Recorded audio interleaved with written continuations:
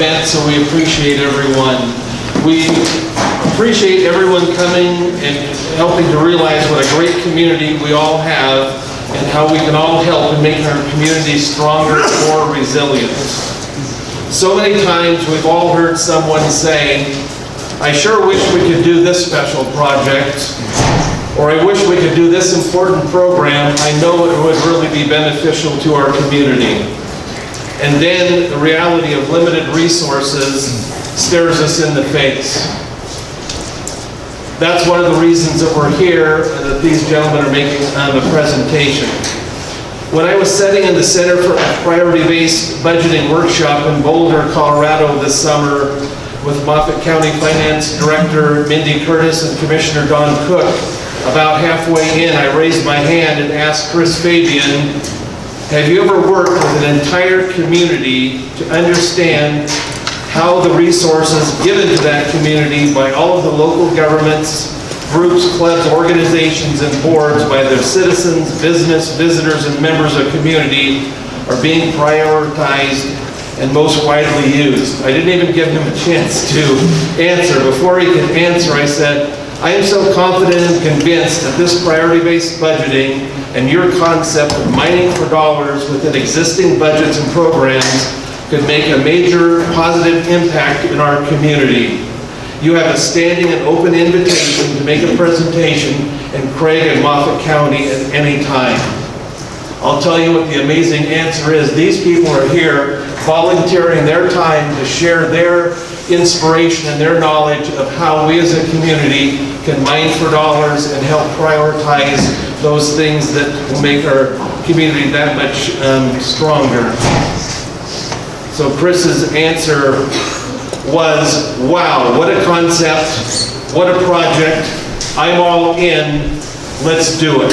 And that's why they're here, so thank you.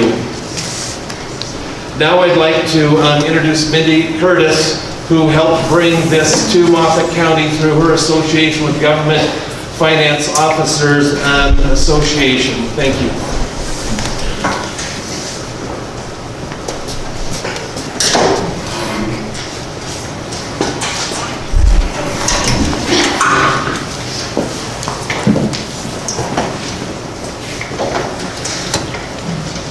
Neil.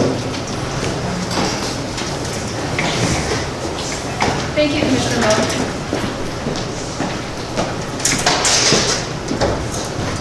Moffat County is experiencing economic challenges.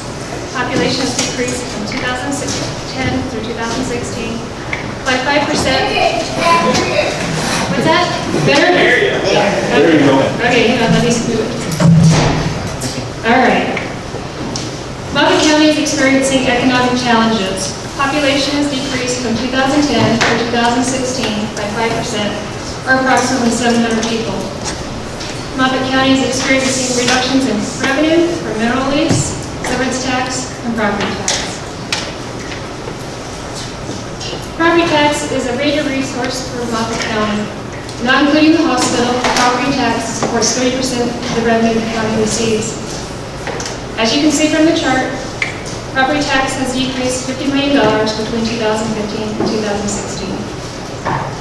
The preliminary valuation decrease from 2017 drops another $23 million. So from 2015 to 2017, the valuation for Moffat County has dropped $73 million.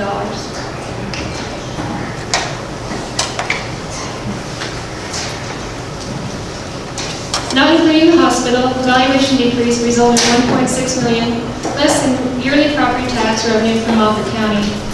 As you can see from this chart, you can see the decline from 2012 to 2017 for the actual dollars Moffat County has received.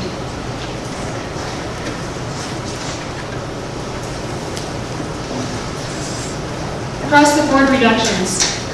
In 2016 budget process, $500,000 was cut from operating proportionally to the overall departments. In the 2017 budget process, departments were to cut to 2015 actual expense plus 2%, with some exceptions.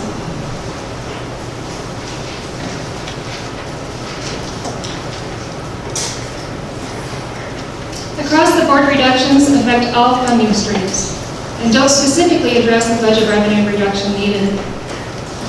Restricted revenues that can only be spent for a specific purpose are within numerous funds and may be restricted to spending within the current year and not a budgetary savings to the county.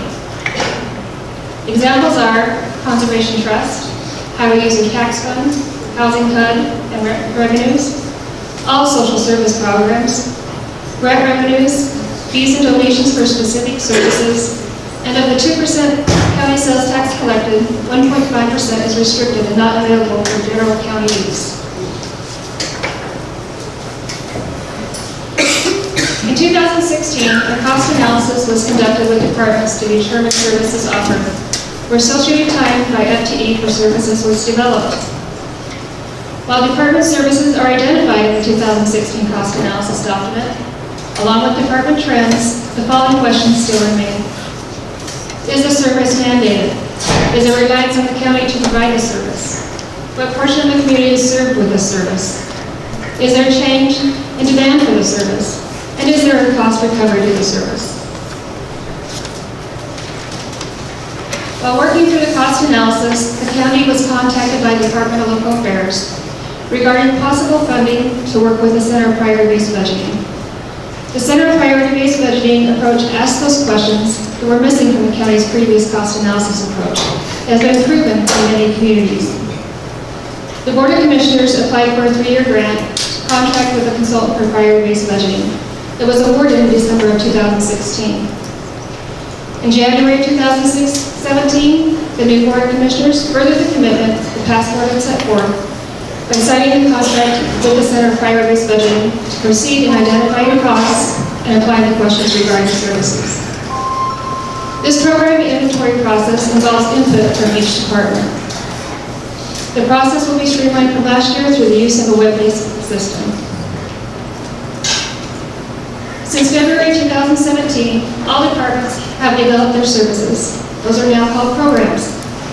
They develop definitions of programs, apply the costs associated with those programs, as well as score each program, according to the questions not previously answered in the 2016 cost analysis. In addition, the process aligns those programs to the revenues they receive outside of general tax support. Previous line item budgeting practices have been pursued through across-the-board reductions, leading Moffat County to drill down program services, which you will learn more about today. So with that, I will hand the floor to Commissioner Beck.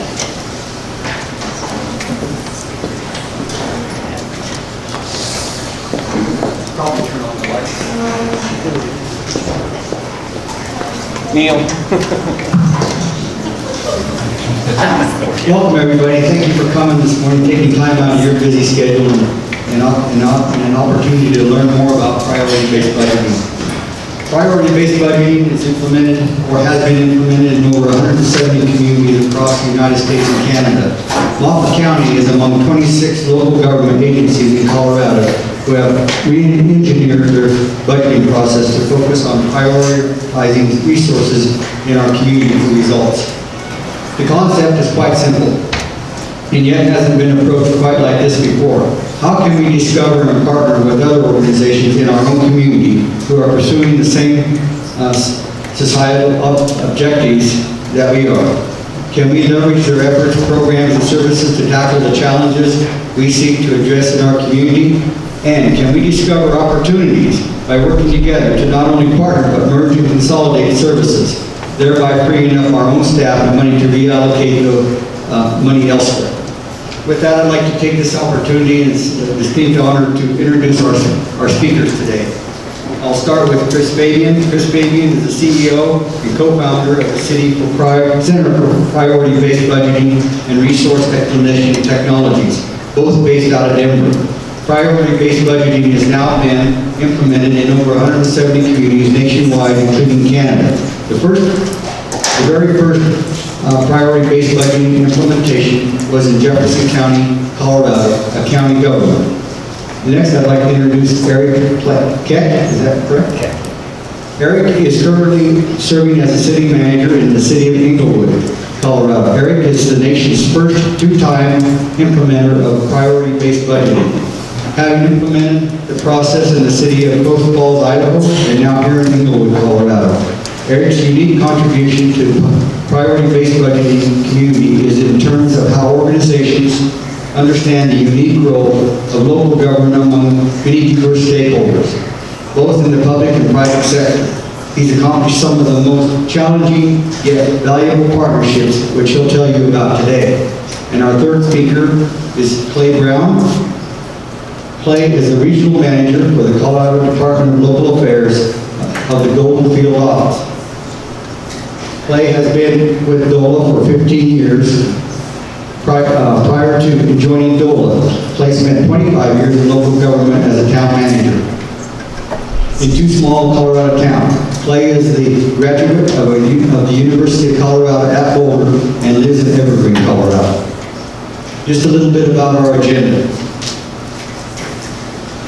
So, after our speakers, throughout this process, at a point in time, probably close to noon, we will break for lunch, and the way we're going to do that today is we're going to pass out box lunches, so you don't have to stand in line. We're just going to, the commissioners and we'll be the ones that will do that for you guys, so you don't even have to leave your seat. And for the questions, we'd like to encourage the audience to keep your questions towards the end of the discussion this afternoon. So we'll take questions there as to not hold the presentations up. And the message from the commission is that we will not be drilling down on specific departments and or their budgets. This is a learning opportunity about priority-based budgeting. So again, thank you on behalf of the Board of County Commissioners, and we appreciate your attendance.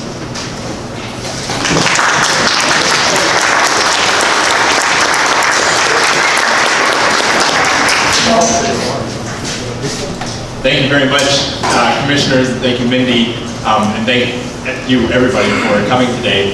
Our first speaker, I'd actually like to invite Clay Brown from DOLA to introduce how Moffat County got into all this. So everybody, Clay Brown from the Department of Local Affairs. I know we have a really diverse group in here, so let me first tell you a little bit about the Department of Local Affairs and what we do. Primarily, our mission is to assist small communities in rural Colorado with financial assistance and technical assistance. We're the largest granting agency in the state, and we also provide technical assistance through our 8 regional managers out in the field and a host of experts that we have in Denver that make us look really smart. Like I said in my bio, I'm from Golden. I normally cover 8 counties on the Front Range. Right now I'm covering 15 because we're short some field staff, so I'm going all the way to New Mexico. And then helping here in Moffat County too. But shortly here, starting the second week of September, there'll be a new regional manager out of our Grand Junction office. That will be your regional manager. Her name is Kim Bowen. She's the assistant city manager in Rifle, Colorado. She might find out. But Kim's been on the West Slope for a long time. She was in Rio Blanco County before being in Rifle, so she knows the West Slope pretty well. I think you'll really enjoy working with Kim. So as far as priority-based budgeting goes, I'm kind of a budget geek, always have been, and my goal has always been to try to improve budgeting practices in communities. And I go to all these conferences, I learn all this great stuff, and then I come back and try to apply it, and really find out that a lot of small communities lack the resources to implement a lot of the programs. Chris and I tried to do asset management. I thought was the coolest thing on the face of the earth at the time. And I don't even know when that was. It's like 2003, 2004. 2003, 2004. And so I convinced my bosses that we should travel around and put on these workshops and introduce asset management to everybody. And everybody liked it. The problem is, when I went home, they were so busy putting out fires and never had an opportunity to implement it because it's so time consuming. And so, after being frustrated with a few attempts like that, I approached my bosses again and said, hey, why don't we just try to launch some sort of initiative to where we can go out and help these communities. So in 2015, we set aside $200,000 and selected 8 pilot communities to do some really intensive engagement with. And we had, at the time, I think we had 6 tools in the toolbox. And so the idea was to kind of see where those communities were on the spectrum of sophistication in their budgeting and pick the right tool that would help take them to the next step. Our goal is to help communities manage their resources as best as possible. And now with changes in our fluctuations, I guess we say, in natural resources, it's become even more important. We're actually going to be putting a person in the Grand Junction office whose job is going to be to help communities that are natural resource dependent kind of weather whatever storm they get themselves into. And so we're really wanting to engage folks and try to help them with managing their finances and their resources to the point of hiring additional staff. The 8 pilot communities, we have about 6 that were pretty successful. And so we added some more tools to the toolbox. I've been kind of a disciple of Chris's priority-based budgeting for a while now, and we've added several of their tools to the toolbox. And so what we've been doing is giving out grants to communities to help them bring in whichever tool they want to, and if it's the Center for Priority-Based Budgeting, to bring them in. So we gave Moffat County a grant so they could engage the center to help them with program costing, and now we're considering a second grant for the county to allow them to implement 2 more tools. So they haven't stopped, they're really doing great. We've got 3 communities that are kind of in this process right now, and Moffat is just cruising. I'm so proud of you guys, how well you've done, really great. So with that, I hope that they will be able to really show you guys even more about what they've been doing if they give the new grant, the new tools that will really help them out. So that's our role, that's what we do, and I'll be around all day. If any of you guys from municipalities or special districts, county want to talk to me about any of this, feel free. Those are our clients, and then I can also give you Kim's contact info so you can get her when she comes. So with that, I'll turn it over to Chris.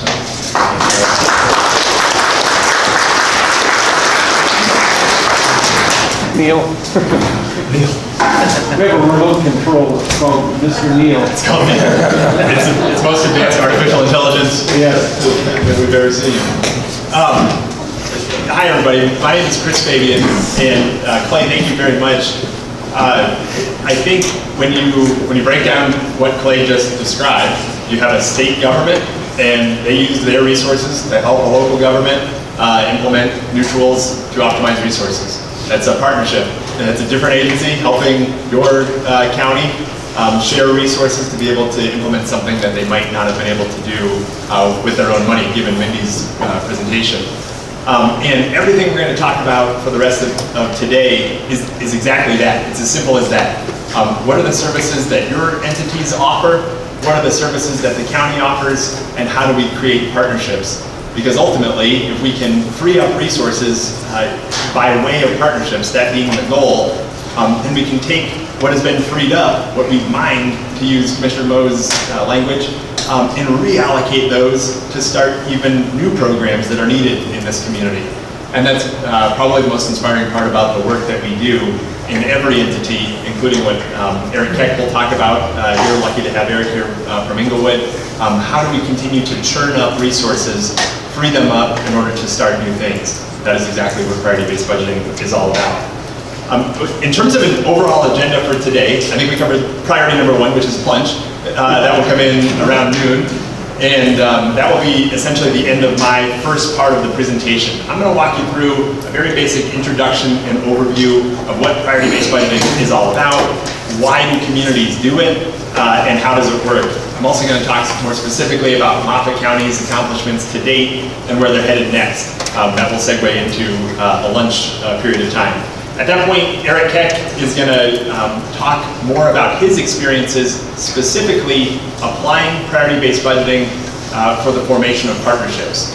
citing a couple of specific examples, really hard examples, to prove to you that if Eric was able to do it, then we all have a chance to actually accomplish what partnerships can bring. And then finally, I'm going to come back up and describe a specific opportunity. Once you get it, once you get what we're talking about, then we can get into how can you really engage in this work. And it's going to be really simple. It's going to be very practical. How can you take the services you offer, potentially match them up against what Moffat County offers, or what all of you offer together, and I'll break down a very simple proposal for how this could work moving forward. So that's the agenda. To date, as both commissioners described, we have now implemented this process in over 170 communities across the United States and into Canada. I think the largest organization is the city of San Jose, California, which at the time was the 10th largest city in the United States. Very large organizations like Toledo, Ohio, Cincinnati, Edmonton, Alberta, over 1 million people. All the way down to one of our first forays into this work was Victor, Colorado, with a population I don't even think was 300 people at the time that we went through implementation. We're actually working, there was one crazy elected official in the city of Boulder, Colorado that wants to implement PBB for their family spending, and that would be the official smallest organization for him to pull that off. But of the 170 organizations here in Colorado, as Commissioner described, you are one of about 26 who have implemented this work. And I just want to give you some perspective. At last count, there are something on the order of over 90,000 local government entities across the United States alone. So 90,000 local government entities, that's cities, counties, metro districts, library districts, park districts, any taxing entity counts in that total.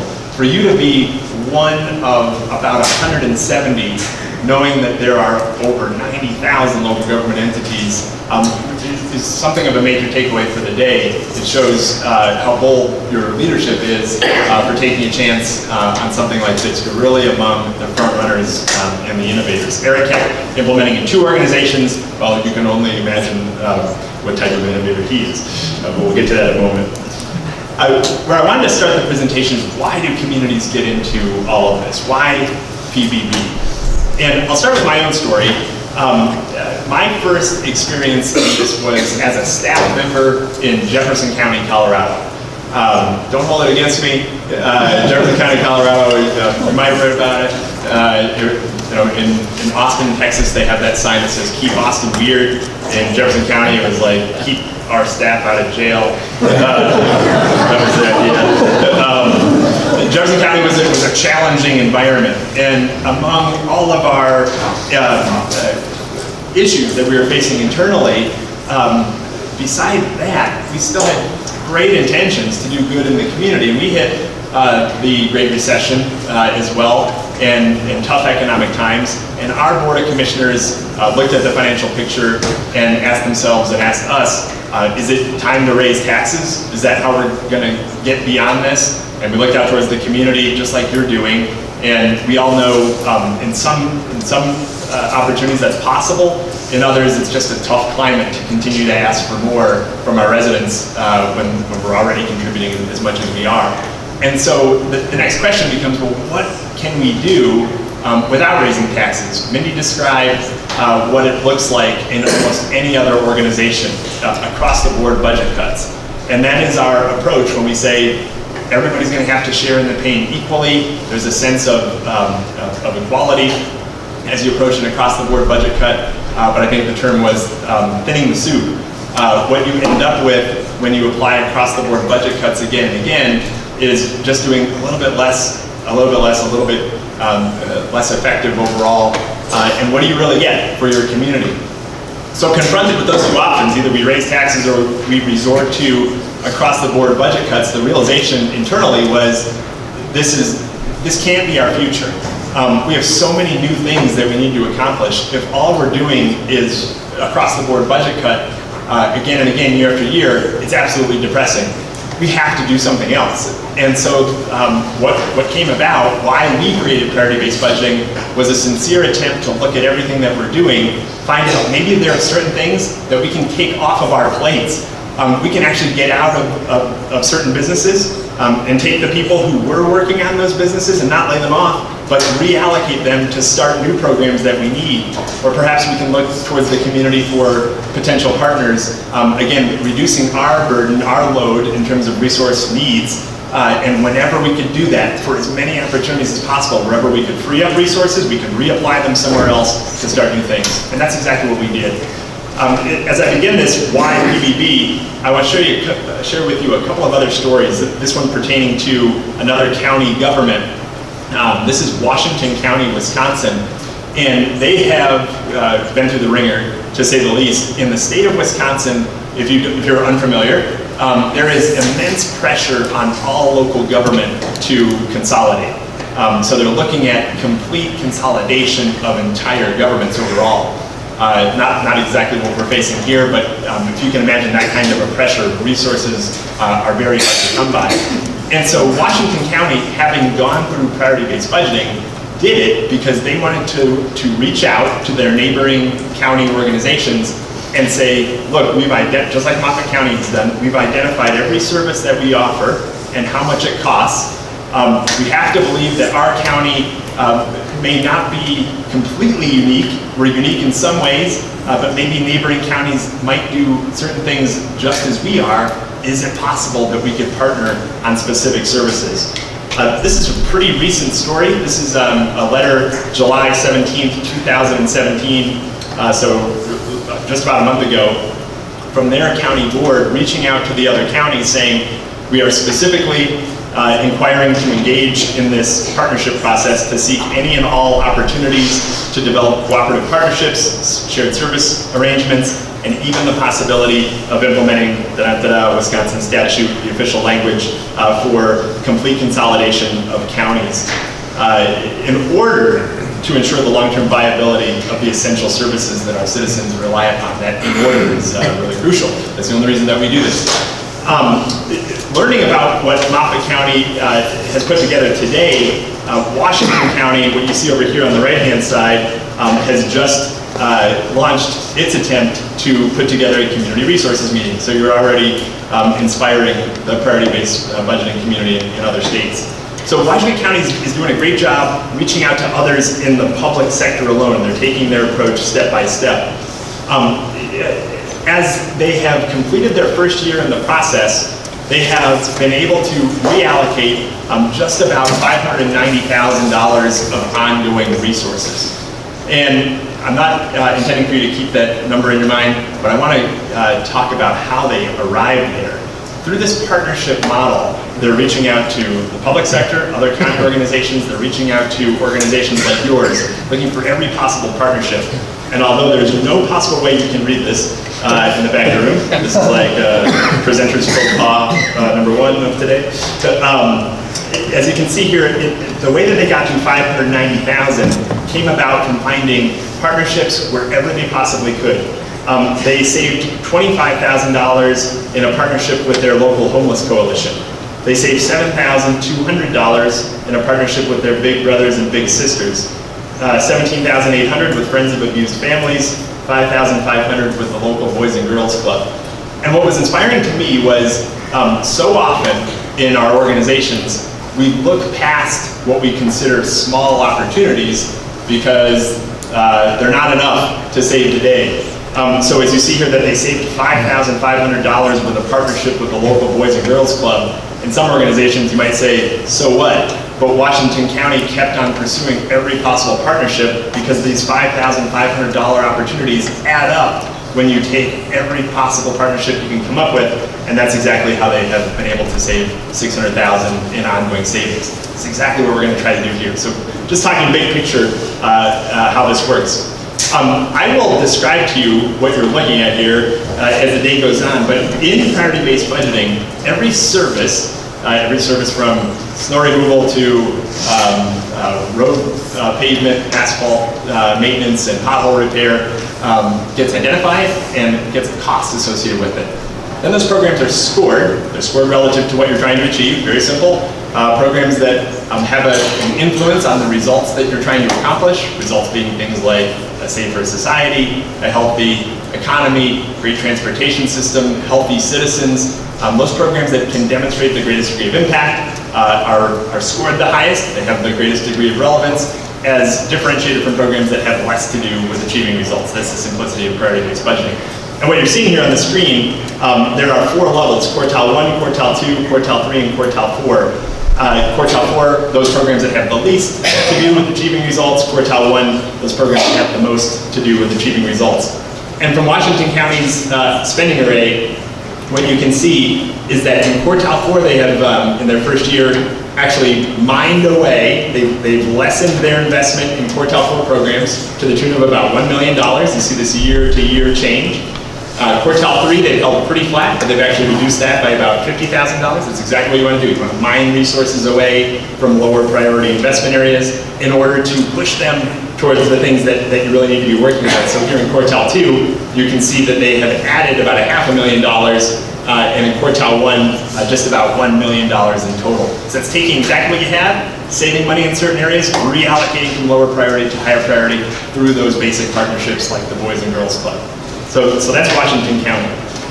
Toledo, Ohio, City of Toledo, similar situation, but instead of working with the public sector, they took a new approach, and they took their service inventory, and they reached out and they partnered with the local Chamber of Commerce.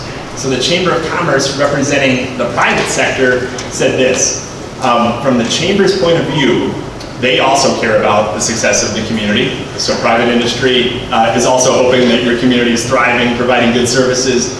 And they said that there is a rhetoric that whenever the private sector reaches out to the local government, it seems a little mischievous, suspicious. Like, why is the private sector getting involved in our local government tasks? And the Chamber said this: they said, we don't actually want to take over so many of the businesses that you provide. That's why you're local government and we're the private sector. However, where they can identify specific opportunities where it makes sense, they're looking through every single program and making a pitch back to the city on where they could partner or where they might even be able to take over a service. So from the Chamber's perspective, they're looking at it like, this is awesome.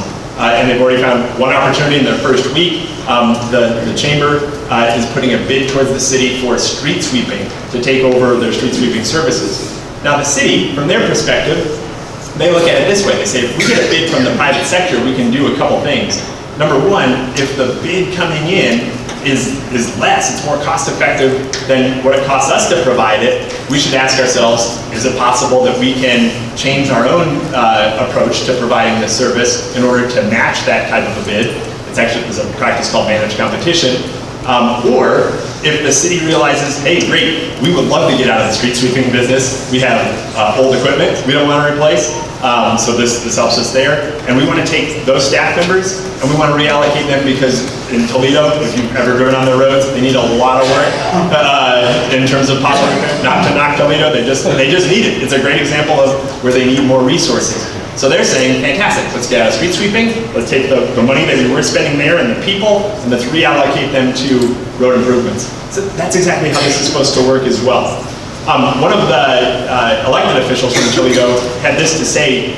She said, I think it's really interesting when we realize that most cities, you can substitute counties here, but this is in their case, that most cities don't know exactly what their private sector businesses actually do. And that most from the private sector don't know exactly what the city offers, and therefore don't know where partnership opportunities could be developed or cultivated. Priority-based budgeting is the agent to identify who does what and where these partnerships could occur. So in a sense, it's exactly where we are right now. And in some ways, yeah, you know in general what you do, but as we'll get into throughout the rest of the day, getting down to a specific identification of the services. Moffat County has identified over 1,000. Is that true? Somewhere around there, plus or minus. There are so many things that they do, and we can actually pinpoint them and talk about where these partnerships could exist. Third story, and I won't steal Eric's thunder. This is Eric Kay from another picture, and Eric has inspired our work in many ways. fundamentally because he tackled a partnership that is probably among the hardest that we could consider. And the only part of Thunder Steel is that he successfully managed to merge the City of Inglewood's fire department with the City of Denver's fire department. As you can imagine, there's political complexity there on an order of magnitude that is tremendous.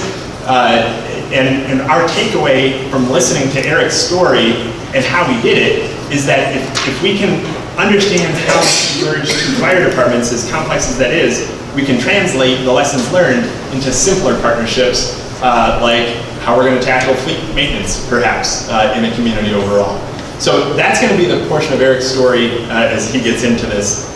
But three kind of inspiring stories as we get started. Last thing before we get into some methodology, with 170 organizations having gone through and implemented priority-based budgeting, we do this again and again. We identify what is the county, the local government, or the city uniquely qualified to do? What are the services that they offer that there are no other potential partners out there? And then we also identify, so we tag programs with this information. We tag other programs if there does appear to be another partnering entity. Whether or not the partnership actually materializes or not is yet to be determined. Furthermore, with each of these programs scored, whether it's quartile 1, quartile 2, or quartile 3, quartile 4, you can imagine you can filter or group these programs into certain categories. For instance, where are the program opportunities where the county is not the only game in town, there are other providers, and where the results that the program achieves make it such that it's low on the priority list for the county. Those are great opportunity areas for the county to say, if somebody else is doing it, fantastic. We want to figure out a partnership where you can actually take over some of those service areas. Or on the other side of the equation, what if it really matters to the county? It's a high result area. In that case, they still want to remain in the business, but if there is another partner, how can they actually share the service and achieve an economy of scale? With 170 organizations having gone through this, and all of these programs tagged, we have over 93,000 local government programs in the database across the nation. And when you boil it down, what you're looking at here, that I'll point your attention to the Broncos blue and orange chart, is that where government appears to be absolutely uniquely qualified to perform what they're doing, and there are no other partnership opportunities, across our entire database amounts to about 40% of what government does. 40%. That means that 60%, there's at least an opportunity to discuss a partnership overall. That's amazing. That means that, are we going to partner on all services that make up that 60% mark? Probably not. But if we could tackle some portion of that pie, talk about the resources that are available to mine, that's exactly what we're going to try to do. So this is the big picture. This is why we're all here, is to try to understand the 40% versus the 60% and how we can partner differently, especially on that 60% mark. Okay, transitioning from why do we do it to some specific methodology, how does this work? It's really a pretty basic process. First and foremost, we try to understand what it is that we're trying to achieve. We call these things results. Why do we spend a single tax dollar? In the early days, we would ask a community, Moffat County, local government organization, if you went out of business tomorrow, would anybody notice that you're gone? And that's like a terrible way to ask the question, but again and again, the audience would say, well, yes, of course we would notice that we're gone. And we say, great, that's a great place to start. You have relevance. What are they missing? And the answer to that question is what we call results. You're here to provide for a safe community. You're here to have some impact on the health and well-being of your citizens, economic vitality, culture and recreation opportunities, and so on and so forth. That's what we call results. And I'll show you what those look like here in just a second. Second, we get into what exactly do you do? So we are going to use these terms programs and services interchangeably today. It's the same thing. When I talk about a local government program, I'm talking about something like you provide snow removal, or you provide commercial inspections. That's a program offered by the local government. And then part and parcel with the identification of programs, there's actually a costing step. So you take your entire line item budget and you translate it to a program budget overall. Third, programs are scored against the results, programs that have a tremendous degree of influence on the results. are your highest priority programs. They end up in quartile 1 and quartile 2, as differentiated from programs that have less to do with achieving results, quartile 3 and quartile 4. And then finally, the resource allocation process, where does this tie into the budget, is we want to pinpoint opportunities where you can change the way that you allocate the scarce resources that you have. So in priority-based budgeting, we're trying to answer these 3 basic questions. Why are we in business? What is it that we do? And what does it cost us to do what we do? Or in priority-based budgeting terminology, what are the programs that we offer? How much does it cost us to provide those programs? There's a cost allocation step. And then finally, how do those programs align with results? There's a simple evaluation step. This is all that priority-based budgeting is. But I want to dive in even a little bit deeper and talk about each of these steps specifically so you have a good idea of what is involved. So when I talk about a program, I cited some examples. What you're seeing here on the screen, this is illustrative of what you might find in a finance department or an accounting department. For many of your organizations who aren't even a local government, my guess is you probably offer the exact same programs. You have some sort of finance capability, some sort of accounting capability where you're in charge of accounts payable, who needs to get paid, accounts receivable, a much better conversation, assuming that your accounts receivable are low, audit coordination, investments, payroll processing, make sure people get paid on time, the budgeting process, financial reporting, some have a pension administration. This is what we're trying to get to when I say an inventory of programs and services. So we did this with Moffat County's organization. We do this for every other PBB implementer. And for you, for your organizations, you can already start to think through what are the programs and services that you provide that might come out of your organization, trying to get down to this level of specificity. So the way that it works, and this is, by the way, we can send out slides after this for, I'm sure that some of this is going to be hard to read, but with 93,000 programs in the database, what you're able to do, showing you a screen capture, here we filter down by county governments in the United States, in Colorado, Minnesota, North Carolina, Nevada, and Wisconsin, and if we toggle to look at just a finance department, we can see all of the different ways that people have approached this. They identify accounts payable, some call it accounts payable processing, and accounts receivable, and so on. So the idea is that with all of this data in the database, you too could pull out what are the types of things that you might offer in order to give you a head start.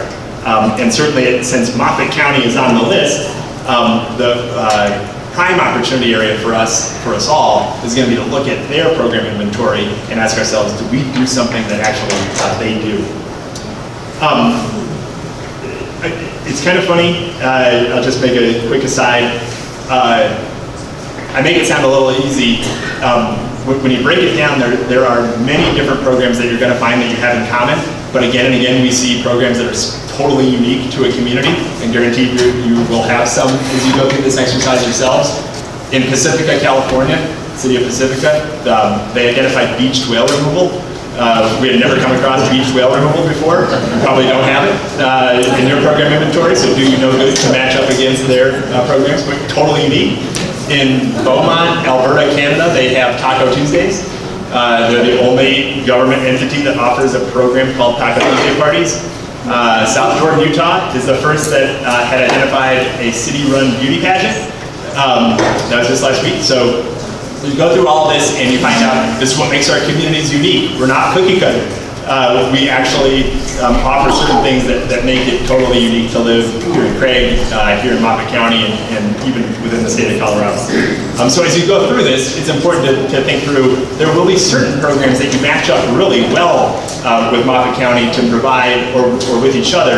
There will be other programs that you identify that are totally unique unto you, your own beach whale removal.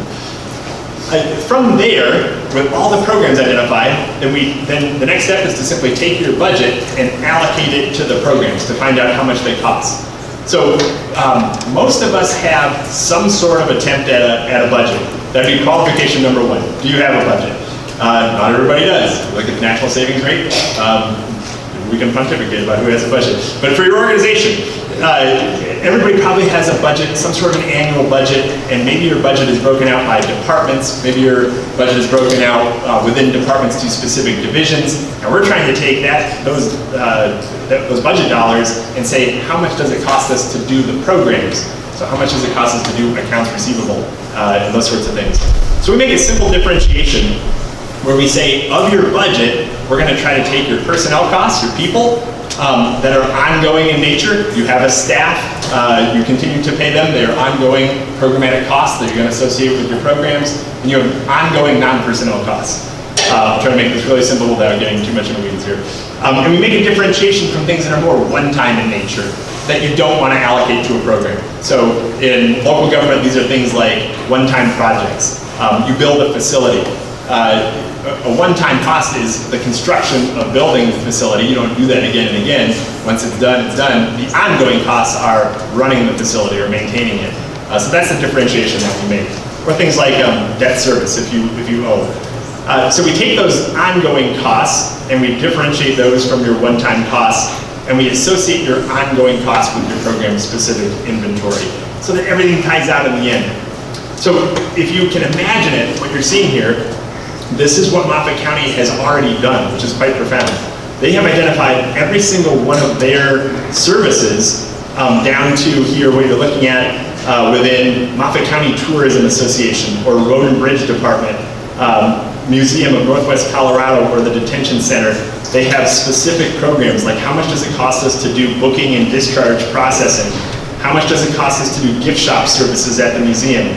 How much does it cost us to do fleet maintenance in Road and Bridge, or asphalt maintenance, or carnival and festival marketing in the Moffat County Tourism Association? So think about that from the perspective of your organization. If you can see how much Moffat is investing in it, their FTE equivalent, the total cost of the program, and whether or not new revenues are coming in to offset those costs. Again, everything that Clay just described from Department of Local Affairs, that can be considered a revenue where the county is bringing in grant dollars in that case to help offset the cost of providing the service. Or for any services that you offer where there's a fee, a program revenue associated with providing the program, you do want to understand cost recovery. I'll show you an example here in just a second. This is not Moffat County. This is Toledo, Ohio. And the program that we're looking at is residential permits. And after you go through this costing exercise, what you can do, you can break it down to see who are the people who are helping us provide residential permits. This is a program. And those are those personnel costs that I was just demonstrating a second ago. And what are the non-personnel costs associated with the office supplies for residential permits, postage, they use the print shop to provide that program overall. And this picture is the line of people waiting to get their permits processed. You remember I already told you that quartile 1 is a good thing. It means that the program aligns highly with the results that the city's trying to achieve. And so their elected officials looked at this program and they were questioning, this is a quartile 1 program. We spend $291,620 on this program overall. Why do we have this line out the door? If it's quartile 1, why don't we put more resources into the program? It's a high priority. We can staff up and reduce the wait times for this very highly prioritized program, right? This makes total sense. This is what you're supposed to do in priority-based budgeting. And the staff said this. Over here on the left-hand side, what you're looking at, here's the total cost of residential permits, and here are the revenues coming in.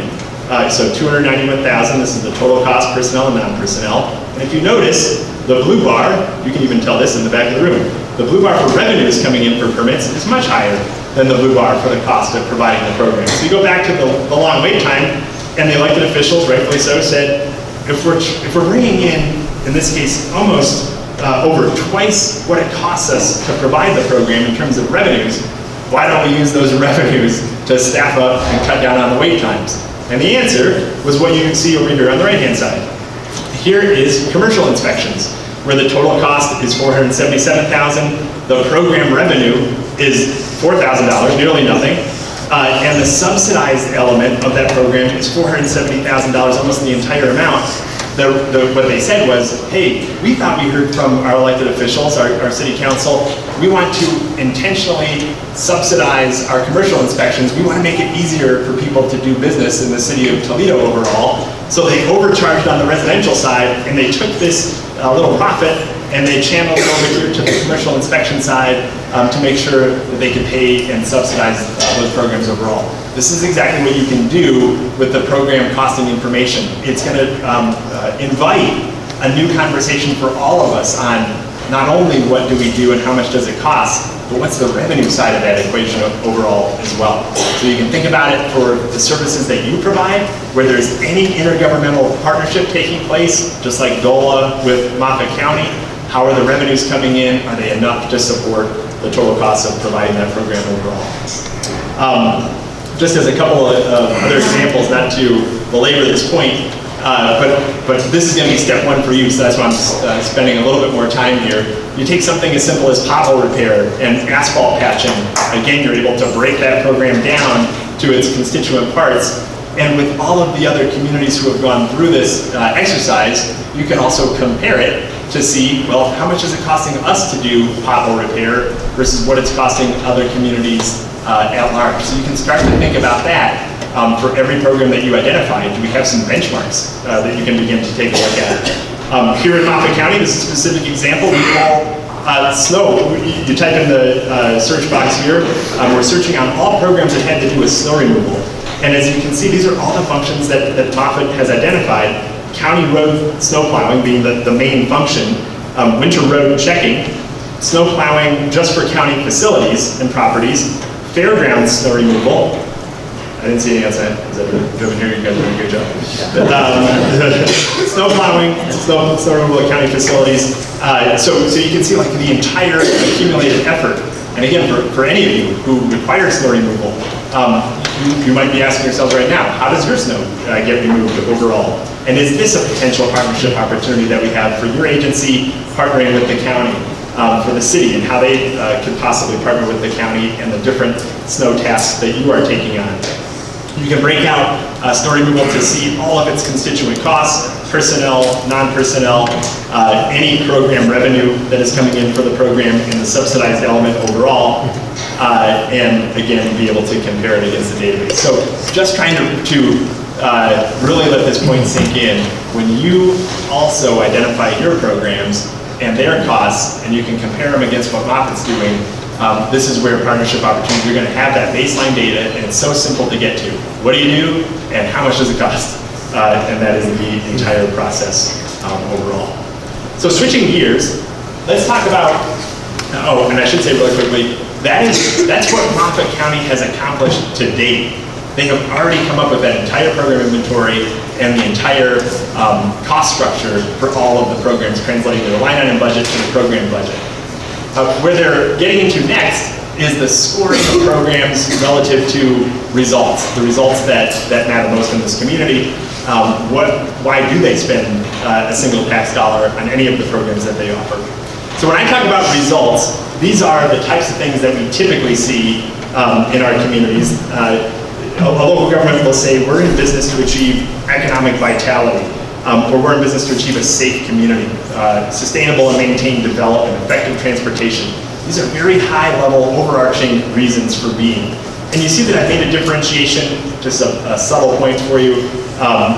Those 9 that you see on the left-hand side of your screen that are kind of in blue, those are what we call community-oriented results. We offer programs directly to our citizens to achieve community-oriented results, as differentiated from what we call the internal results of governance, things like being good stewards of our financial resources or our human resources. That's what priority-based budgeting is all about.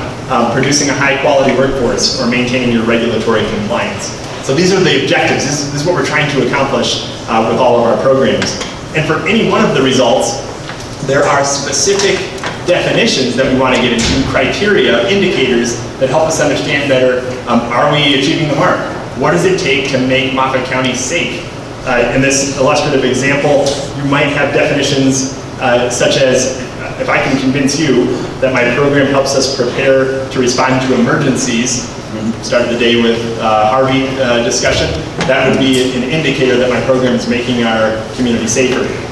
If my program has something to do with enforcing the law, or reducing crime, or protecting property, those are valid ways in this example that the program can score and demonstrate its influence on a safe community overall.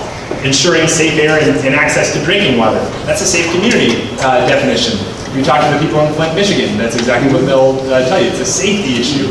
And then you can check out some of the other results in their definitions as well. But the idea here, the point being, for all of the results that you're identifying, you're going to have specific, clear definitions underneath each that help the departments as they score their programs relative to each and every one of these results. It is pretty interesting, just like the program inventory, to see how all other communities have defined what it takes to be a safe community, how all other implementers have defined what it takes to be healthy. These are not trivial conversations. These are policy level discussions and community-oriented discussions for what you're trying to achieve and how you actually define it. When you really think about it, what does it take to make us safe? We have some basic understanding, just like I rattled off some of those definitions, but what would be the total benchmark of success that you rest assured and say, we're safe, our job is over? We don't know. That's why we have to keep on getting better at defining it and measuring it. That's what results and result definitions are all about. So I'm going to show you just a quick example of how this comes together using a set of results, just like Moffat County is going to come up with next, and their sub-definitions, the indicators for success. And let's take a program like snow removal. And if we were going to score snow removal, literally, we're going to go through each one of these definitions and ask, does the program help us achieve it? And in yellow, I'm indicating where there does appear to be a cause and effect relationship between snow removal and the result based on the yellow highlighted definition. So as you see here, I'll read it for you if you can't read it in the back. Does snow removal help us respond or prepare to respond to emergencies? Yes. This department, as they're scoring this program, might say, yes, snow removal has something to do with helping us prepare to respond to emergencies. That makes sense. Is snow removal a law enforcement program? It would be weird if it was, but it doesn't seem to be logical here. Does snow removal help us reduce crime? Not really, so it doesn't get yellow highlight. Does snow removal help us protect property? Absolutely, it does. Does it provide safe travel and mobility? Sure. Does it look after its most vulnerable? Absolutely. So as you can see here already, we're starting to get a sense for all the ways that safe and secure community is defined. Snow removal actually has a tremendous degree of impact on the safety of our residents. You move over to economic vitality. Does snow removal attract new businesses and create jobs? Well, okay, so we have even though it's not yellow highlighted, we've got one participant here who would say maybe it does. Does it help retain current businesses? Absolutely. Does it attract visitors and tourism? Depends on your approach to snow removal, but in this case, the answer was no. Does it provide infrastructure to support commerce? Sure. Does it enable businesses to function? As you can see here, snow removal actually has a tremendous impact on economic vitality. And of course it does in Colorado. And as we move through here, its impact on effective transportation, culture and recreation options, it really doesn't have a tremendous degree of influence on the culture and recreation result, except to the extent that it keeps parks, trails, and open spaces open, which could be totally valid. And it's not a governance result. So as you go through scoring, it's very simple. We're just trying to understand, does the program have a strong degree of influence on the result, in which case it gets a high score, in this case a 4. Does it have a 3 for economic vitality, a 4 for effective transportation? It gets a 1 for culture and recreation options, and a 2 for the overall health and well-being of the community. So you see, we're trying to measure the total impact that anything that you do has on all the reasons for your existence, all the results you're trying to achieve. Now, if you think about this for a second, this is what the county is going to go through. Think about the services that you provide, and back to Commissioner Moe's opening remarks. If you had the exact same results and definitions, and were able to score your programs relative to these same societal objectives, that's what you talked about earlier as well, wouldn't it be fascinating to see, do you have an impact on the results that the county has defined that they're trying to achieve? That's what community-wide prioritization looks like, when we can see the total impact, not just of the silo of Moffat County, the local government entity, but of all of you as participants. We want to find out how do your programs actually impact the exact same results? Because we might be having a far more tremendous impact on these results than we know. And that gets back to that Toledo councilwoman's quote, we don't know yet, and that's our path, why we have to explore this. One more example, just to prove the point. This is yoga in the city of Boulder. So, not to mock yoga, yoga's great, but as you can see here in Boulder, it's scored low. You go through safe and secure community. Does it help us prepare to respond to emergencies? No. Does it enforce the law? No. Does it reduce crime, protect property? No.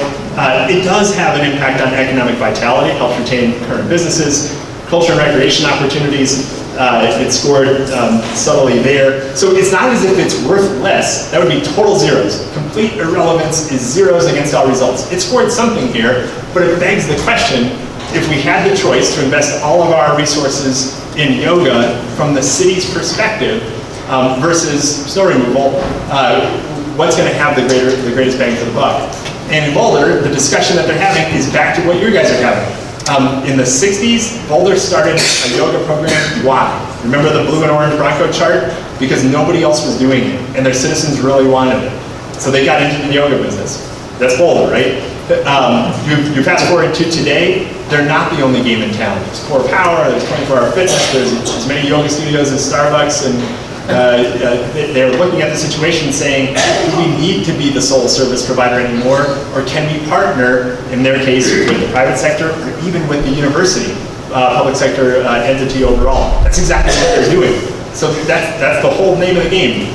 What are you doing today that there might be a partnership on? They just haven't questioned for some time, how do we leverage those other service providers overall? Moffat County, they are going to score, this says PBB, to be determined, because there are no results here. But here's their county road snow plowing program. What you do see is that it's been scored against other categories, and Mindy brought this up in her opening remarks. She said, what do we know about the services we provide? Are we mandated to provide them? Is there another possible service provider? Do they recover their costs? What's the overall size of the population served? Those are specific measurable categories in the process. We call them basic program attributes, and Moffat County has already scored their programs against all of those conditions. So in this first category, this says degree of mandate, and so every program, the data they've already accumulated for degree of mandate, asked this, how mandated are we to provide the program? A score of 4 meant that there's a federal or state level requirement upon the county to provide the program. A score of 3 meant that it's not mandated by the federal government or the state government, but it's something in your own charter or corporation documents, it's your founding documents that you probably have to go out to a vote of the people to get changed. A score of 2, it's not federally mandated, it's not in your founding documents, but it's a ordinance, a resolution, a policy. That's a form of mandate. It's more self-imposed. 1 was industry standard or best practice, 0, no mandate whatsoever. Scoring criteria just like that were applied to degree of reliance. How reliant are we to provide, how reliant are our citizens on us as a service provider to receive the benefit of a particular program? So degree of reliance was another category. Cost recovery, change in demand, and population served. I want you to realize this. The data that Moffat County has already put together includes program inventory, program costs, and everything they do and how much it costs, the FTE equivalent, whether or not it brings in money, and they also know this for every program that they offer, how mandated are we to provide it? What's the degree of cost recovery? Does it serve the entirety of our population? Does it serve a small portion? Is there a potential service provider who we could talk to, being you guys? But that's where this process needs to go from here, and that's also why the to be determined is where they're going next. Ultimately, as we described in some of the earlier discussions, every program gets grouped into a quartile. We won't go into all this, but it's the highest scoring programs are quartile 1 and quartile 2. The programs that have less to do with achieving results are quartile 3, quartile 4, where again, it's not a process to find out quartile 4 programs so we can cut them. It's to ask the question, how can we do them differently? How can we free up and reallocate those resources? This is Moffat County's first array. It's an extremely healthy spending array. This is just based on how those programs scored against the basic program attributes. This has the potential to shift somewhat as you get into scoring programs against results, but notice how top-heavy it is in quartile 1 and quartile 2. This is not surprising to us. Look at the economic challenges that you've been facing for years. You've been trying to figure out how to push resources towards higher priority areas intuitively to some extent, but at the same time, you notice there are still opportunity areas in quartile 3 and quartile 4, and this begs the question, how can Moffat County begin to reach out to its community partners, not only for low priority programs, but even for the higher priority programs overall? This says for any program, we're going to ask if it's high priority, quartile 1, quartile 2. Do we need to enhance the service? Is there a public or private partnership that we can engage in where we're still going to make sure that the program is operating to its highest degree of impact? Are there new programs that we need to start? If it's quartile 3 or quartile 4, how do we actually look at user fees, partnerships, changes in how we're doing sourcing, sponsors and volunteers, certainly efficiencies that we could tackle. This is the name of the game for every program as we move forward. And just a snapshot, we believe of the programs that Moffat has identified so far, allocating their $31 million budget, that when it comes to you all, public-public partnerships, we could be looking at an order of magnitude of somewhere about $3.2 million worth of programs to look at. Public-private partnerships, 40 programs, $500,000, and more opportunities as we go. But the whole point is not to stop here, but to continue to push forward and find out how do we look at what everybody is doing overall. Back to Commissioner Moe, it's about mining for dollars. And as I wrap up this initial part of the presentation, this is one more county government. And as you can see, their quartile 1 spending array over time, the more that you go through this from one year to the next, and you start to incorporate others into your work, quartile 4 going down tremendously, quartile 3 going down tremendously as they are opening up new ways to offer more new programs in quartile 1 and quartile 2. It's exactly what we want to be able to do. So I'm going to pause here, and I believe that we're 12:09. If it's a good break for lunch process, we can cue Neil and Commissioner Moe. No, we're going to take a short break. If anybody needs the restroom, we're going to start distributing the lunch sacks to everybody. But how many people knew accounting and budgeting was this exciting? We got one in the back. Awesome. Nice. Tom, what'd you do? I just rolled my foot. Hunting trip. Oh, did you? Yeah. There are a few chips. All right. So hopefully, I know that was kind of a crash course on priority-based budgeting in the first hour, but the idea was that you would have a general sense of the basic ingredients. Program inventory, what is it that you do? Program costs, how do those programs relate to results? That's how we get to the prioritization. And overall, a number of times I'm trying to plant some seeds with you for your organization, is thinking through this whole partnership idea. What is it that you offer? How does it line up with what Moffat County offers? And that's what we'll round out the day. For the next section, however, we have the privilege of having Eric back with us today. And Eric's story was moving to us. We're always looking for how communities are putting this information into action. How are they moving forward and actually creating the partnerships? It's all well and good to preach, for me to preach, resource reallocation. Just take the dollars and the people out of low priority programs and shift them to high priority programs. But it actually takes the work, like what Eric will describe to you, to make those partnerships turn into reality. And so, as Eric shares his story today, what I hope that you do is begin to think through, this is yet another step in the process.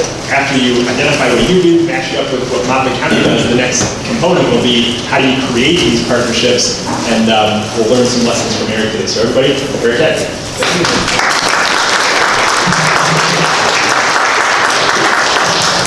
Thanks, everybody. It's always the unenviable task of talking to people after the meeting, so I wander around, and maybe that'll just keep you awake if I move around quite a bit.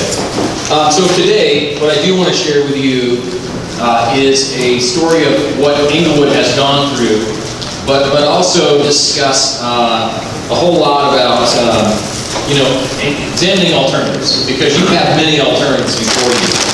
I'd like to talk to you too about the discussion of the use of the priority-based budgeting tools in looking at your challenges that you're facing. And also think about change, because this would be a tremendous change. One of the things that I was excited about today when Chris mentioned that he was going to be talking to not only one organization, but an entire community, I said, man, I'm taking the day off. I'll come up here and help you out. This is cool. This is groundbreaking. You guys have to applaud yourself for getting even to sit here in this room and talk about how this could be utilized for your entire region.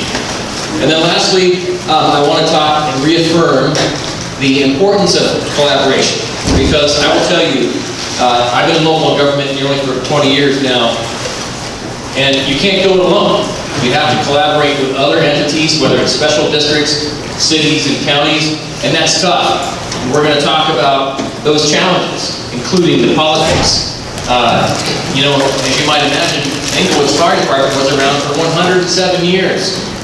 And you have a lot of elected folks that are beating their chests and said, we're going to keep our fire department, but to what cost? And so we're going to discuss that today too.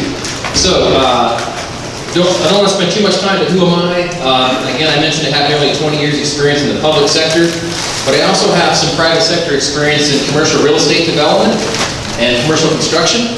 I love to talk about mining today. I worked for an OEM, original equipment manufacturer for Caterpillar for a few years, and they made mining equipment. And so mining is a great analogy. Spent lots of times in mines. Also have implemented priority-based budgeting. Now, this is my second community. I did it in Idaho, as the commissioner mentioned earlier, and then also in Englewood. And so I've learned a lot of the do's and don'ts of how you make that happen successfully. So let's talk about this. So imagine you're taking a new job, and you show up and you read the job description and everything looks fine, but then the council basically says, oh yeah, we're a great community, we're right next to Denver, we've got a lot of positive things going on, and you show up and they say, hey, the first thing we want you to do is figure out if you're going to keep it or how we're going to deal with the fire department. And I said, well, you didn't advertise this in the job description. So it's kind of the bait and switch, but you know, you already accepted the job, so you have to take on the task. So the first thing they did tell me was, hey, we have some significant issues with our fire department. We want you to study it and bring back some recommendations for how to deal with this. So as I'm looking at this, like any governmental program or service, as Chris has talked about, it requires significant commitment to capital and resources. Also, significant equipment towards additional personnel, because fire departments, what happens with fire folks, many of you are finance folks here, high liability, right? I mean, it's a dangerous job. They're tripping on hoses and messing up their ankles and knees, and we had some violent fire people. They had brand new knees and hips, and it's expensive, and it takes a lot of resources and personnel for a fire department. We also had to look at our facilities that we had. We had 3 firehouses in town for a city of 6 square miles. But imagine, unlike here, where there is beautiful open space, traffic isn't too bad. In Metro Denver, traffic is terrible, and it takes 30 minutes to get anywhere. And so you had to have that additional firehouse to make sure that it happened. But ours were all the same genre, the same age. They were all constructed in either the late 60s or early 70s, and no money had been put into them at all. And they were made to show that sign. So basically what I came to the conclusion was the status quo of operating the fire department as it was not sustainable. It simply was not going to work. So what are the things that we had to do? Well, they had a ladder truck they ran the wheels off of it, essentially. It was a Quint, which means it did 5 things. Don't ask me what those 5 things were. It was a pump, engine, ladder, all kinds of stuff. But we needed a new truck. And because of the new patterns of development, if you've been down in the Denver metro area lately, a lot of high-rise, multi-family housing, right? Well, that Quint, its ladder was only 65 feet, so it couldn't get up high enough to get even over the tallest building that we had. So we needed to get a 110-foot ladder truck, and those are pretty economical, right? No, they're $1.3 million. It's huge, huge capital outlay. Well, we also had some older engines, and some of them weren't even that old. So imagine when you purchase equipment and you're spending $500,000 or such for it, and 2 or 3 years later, the company that actually sold it to you goes out of business. Well, that's what happened in Englewood's case. So many of you, most of you actually, if you're governmental entities, are required to go through either cooperative purchasing or look at doing an RFP with the lowest cost bid. The lowest cost bid was a company called Crimson. Crimson, I believe, is a Kansas City fire apparatus maker. They went out of business. Well, when that happened, we were having trouble getting parts for our engines. And Kansas City, the city of Kansas City, actually went to auction and purchased all of the parts, spare parts, and tools in the factory. Good for them, bad for us. So we needed a brand new door because somebody ran into one of our engines, and we couldn't find one because they're proprietary. So, we needed to replace the engines. And they're about $500,000 each. This is a Pearson Forster engine. Velocity's a better engine actually, but this is a decent piece of equipment, but they're $500,000 each. We also had 2 ambulances, and they were both also run off the wheels. We need new ambulances, and fully equipped, these are a couple $100,000 a piece. So you can see the cash registers ringing in your head. Certainly wasn't mine. We also had a fire administration building that is a safety service building. And this building, nice building, but it had some things that we didn't like indoor water features that really weren't meant to be water features. So every time it would rain, water would come into the building and create mold, and we had people who were sick, and that's a bad thing. So just to replace the fire portion of the safety services building was about $2.25 million. Well, we also had fire stations, again, all I said, same genre. We did a fire station siting study if we were to just remain our own fire department, and we figured out this one was in a complete wrong location. Not only was it old and antiquated, it was in the wrong location if we were to maintain our own department. So looking at that, we had to end up looking at trying to buy land, and of course in Inglewood, which is all built out, nobody's making any more land. It's about $1.6 million just for a parcel of land and to fit the station on it, and then $4.5 million to build the station in and of itself. This is another one of our stations on Tacoma Street. This one had the worst water leakage issue. Matter of fact, the firefighters in the bunk room had a river that usual basis when it rains, so that's bad. That's going to be $3 million to replace that facility. And we have a third station. Our city is strangely amorphous in shape, and this is on the opposite side of Santa Fe Boulevard, which is a major corridor highway that runs through a community. And then you needed a station over there to access those portions of our community and those residents and businesses. This thing was built in the 1940s, as it kind of looks like it too. And that's okay. We took pretty decent care of it, but it needed to be replaced. And it's about $3 million. So, if we were going to get a ladder truck, one of the things that we're going to talk about was that we wanted to make sure that we had adequate staffing on apparatus, and we figured out that we're going to need additional personnel. And we have 3 shifts, A, B, and C shift. We need a new person, each one of those, to run the ladder. So you're looking at $227,000 in people expense.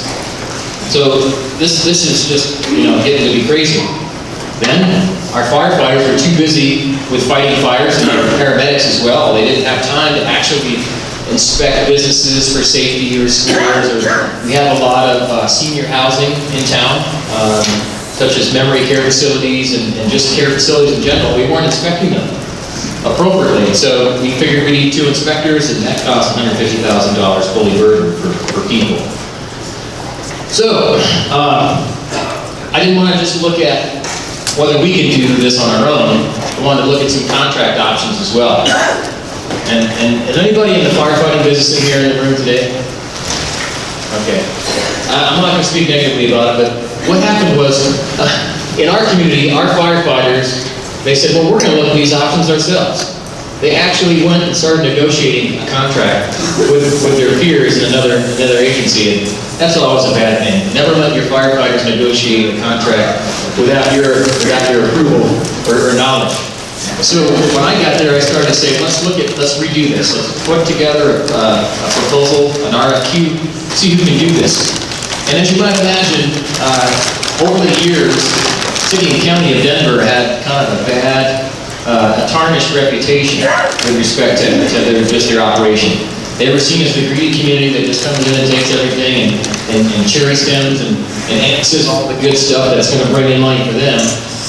But had to overcome that feeling in our community from our residents as well as our elected officials that Big Bad Denver is going to come in and take over, and we may as well just annex ourselves into Denver. So we did look at two different things. We looked at the district, which was already providing mutual aid or automatic aid to our community, and that's South Metro Fire Rescue, and then the city and county of Denver. Well, when we look at the costs, okay, this is kind of a small chart. So Inglewood's the top.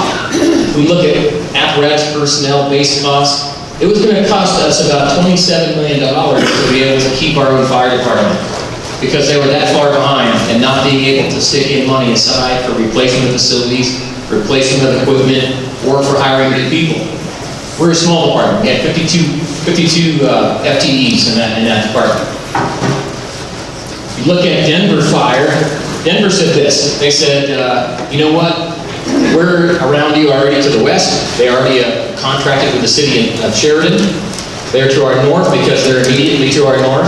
They're to our northeast with stations. And they said, we don't need to replace your stations. We don't need to move your stations.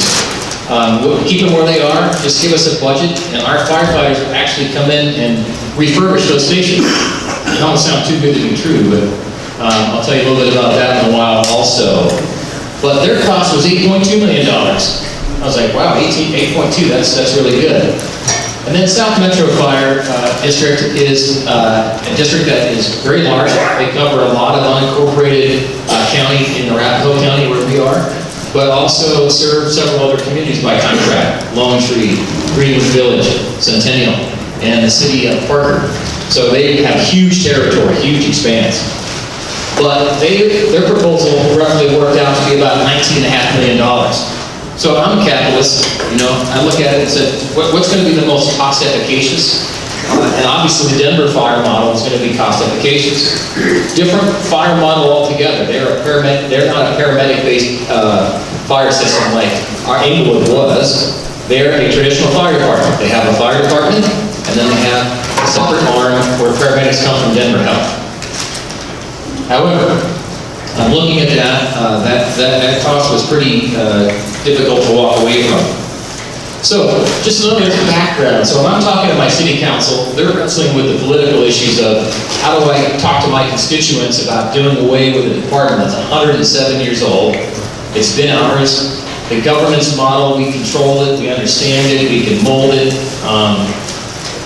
and as well as you know, I had to present them and say, listen, council, you need to look at it in multiple angles, from multiple lenses. As Chris talks to you, if you go to the priority-based budgeting website, Resource X, and you see them talking about budgeting through different lenses. This is 9, I think. The issue is that we had to look at the capital expenses from other stuff that's needed in the city. And amazingly enough, over 20 years, we were looking at $222 million in capital projects that we didn't have. Some funding was available, some funding was not.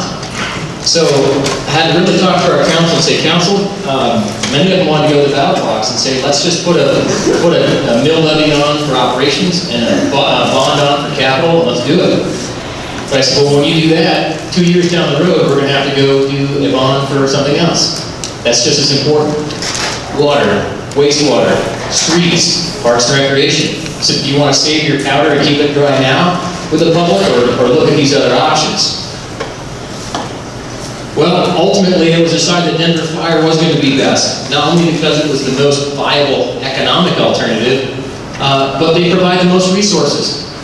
A city the size of Inglewood, and I should say we're 32,000 population, actually 34,000 this year, we've grown a little bit. 34,000 people in a large metro area, first-tier suburb of Denver. They had more resources than we had. When we have a fire, with Inglewood Fire, we could throw 3 pieces of apparatus at it. But you had no paramedic support when that happened, because all those firefighter paramedics are also now fire attack. There's fire support. They're not paramedics anymore. And you have to rely on mutual aid and automatic aid from Littleton Fire and Rescue, from South Metro Fire, to help you out. But Denver doesn't need that. And I'll talk about that in a minute as well. So, one of the biggest things that I want to do, because I've dealt with this before, and that's to maintain your fire marshal, because the fire marshal is going to dictate the rules and regulations under the International Fire Code, but also your building code, determining what can be built, how it can be built, how quickly. I didn't want to have some other entity trying to determine and make the rules for our community in Inglewood itself. And we really wrote those into an IGA with Denver to say, we're keeping the fire marshal function, don't even think about asking for it. We also wanted to be able to benefit from their ISO rating. So we have an ISO rating of 3, Denver has an ISO rating of 2. Doesn't sound like much of a difference, but if you're a business owner and you look at your property insurance, make a heck of a difference on your property insurance. The other thing too, and this is pretty important, our department really wanted to get to this 4-person staffing. It's the NFPA rules. National Fire Protection Administration has the 2-in and 2-out rule. If you send 2 firefighters into a building, you need to have 2 firefighters outside the building as well as support. But we only had 3 firefighters. We had 3 firefighters and then a paramedic on our apparatus. So we wanted to make sure that we had 4-person staffing, and that's exactly what Denver does. They have 4 firefighters on every piece of apparatus. And we also have a big deal, because in Inglewood we have 2 hospitals. World-renowned Craig Hospital, that deals with traumatic brain injuries, but also Swedish Hospital, which is a humongous hospital that is part of Hospital Corporations of America, but they had received a preponderance of our trauma patients that we have in the community. And that trauma center is a level 1 trauma, so they can deal with the most complicated traumatic injuries anybody would ever have. The concern from the hospital when we were talking about contracting was, hey, are you still going to bring your patients here rather than taking them up to Denver Health? And we wrote into the intergovernmental agreement that we would use Swedish, and it's working out splendidly today. Cats and dogs are together. So Denver Fire offers also one thing that I'm a huge proponent of, and that's regionalization. That's exactly what you're all talking about today. Fire service is one of the most capitally intensive, personnel intensive services that you as a community can have. I'm losing it here.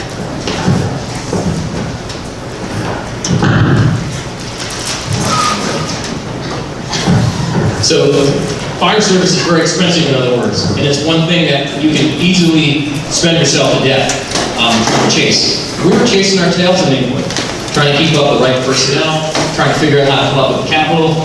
We couldn't do it, but regionalization allows for a number of things, including the elimination of duplicate costs, duplicate spending. You get economies of scale, and so you have significant issues with performance and training. We couldn't send our people to training because we didn't have enough. So our people would train, but they would have to shut down a whole engine company at a time to be able to go off and do training. So Denver allows the resources to be able to have that and not worry about it.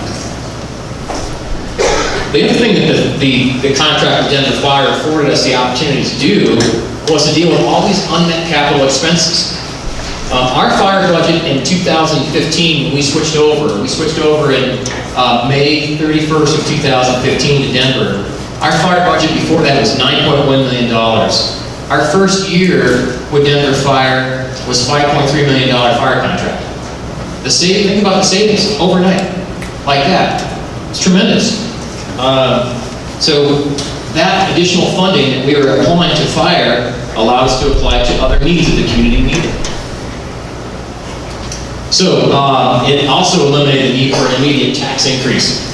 And that was a good thing, because 2016, we went forward with a bond for replacement of our police building, which needed to be terribly replaced. It was too small. It became inadequate, and it will eliminate, we haven't started construction yet, but all those indoor water features I told you about.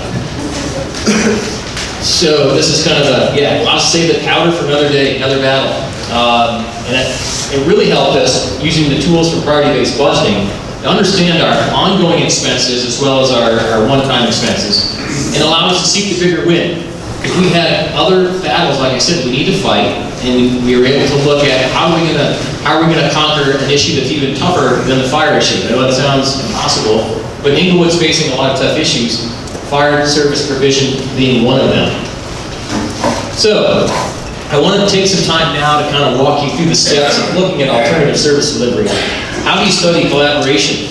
You know, what does that look like? What are some of the steps? What are the first things that we need to do as we look at alternative service delivery?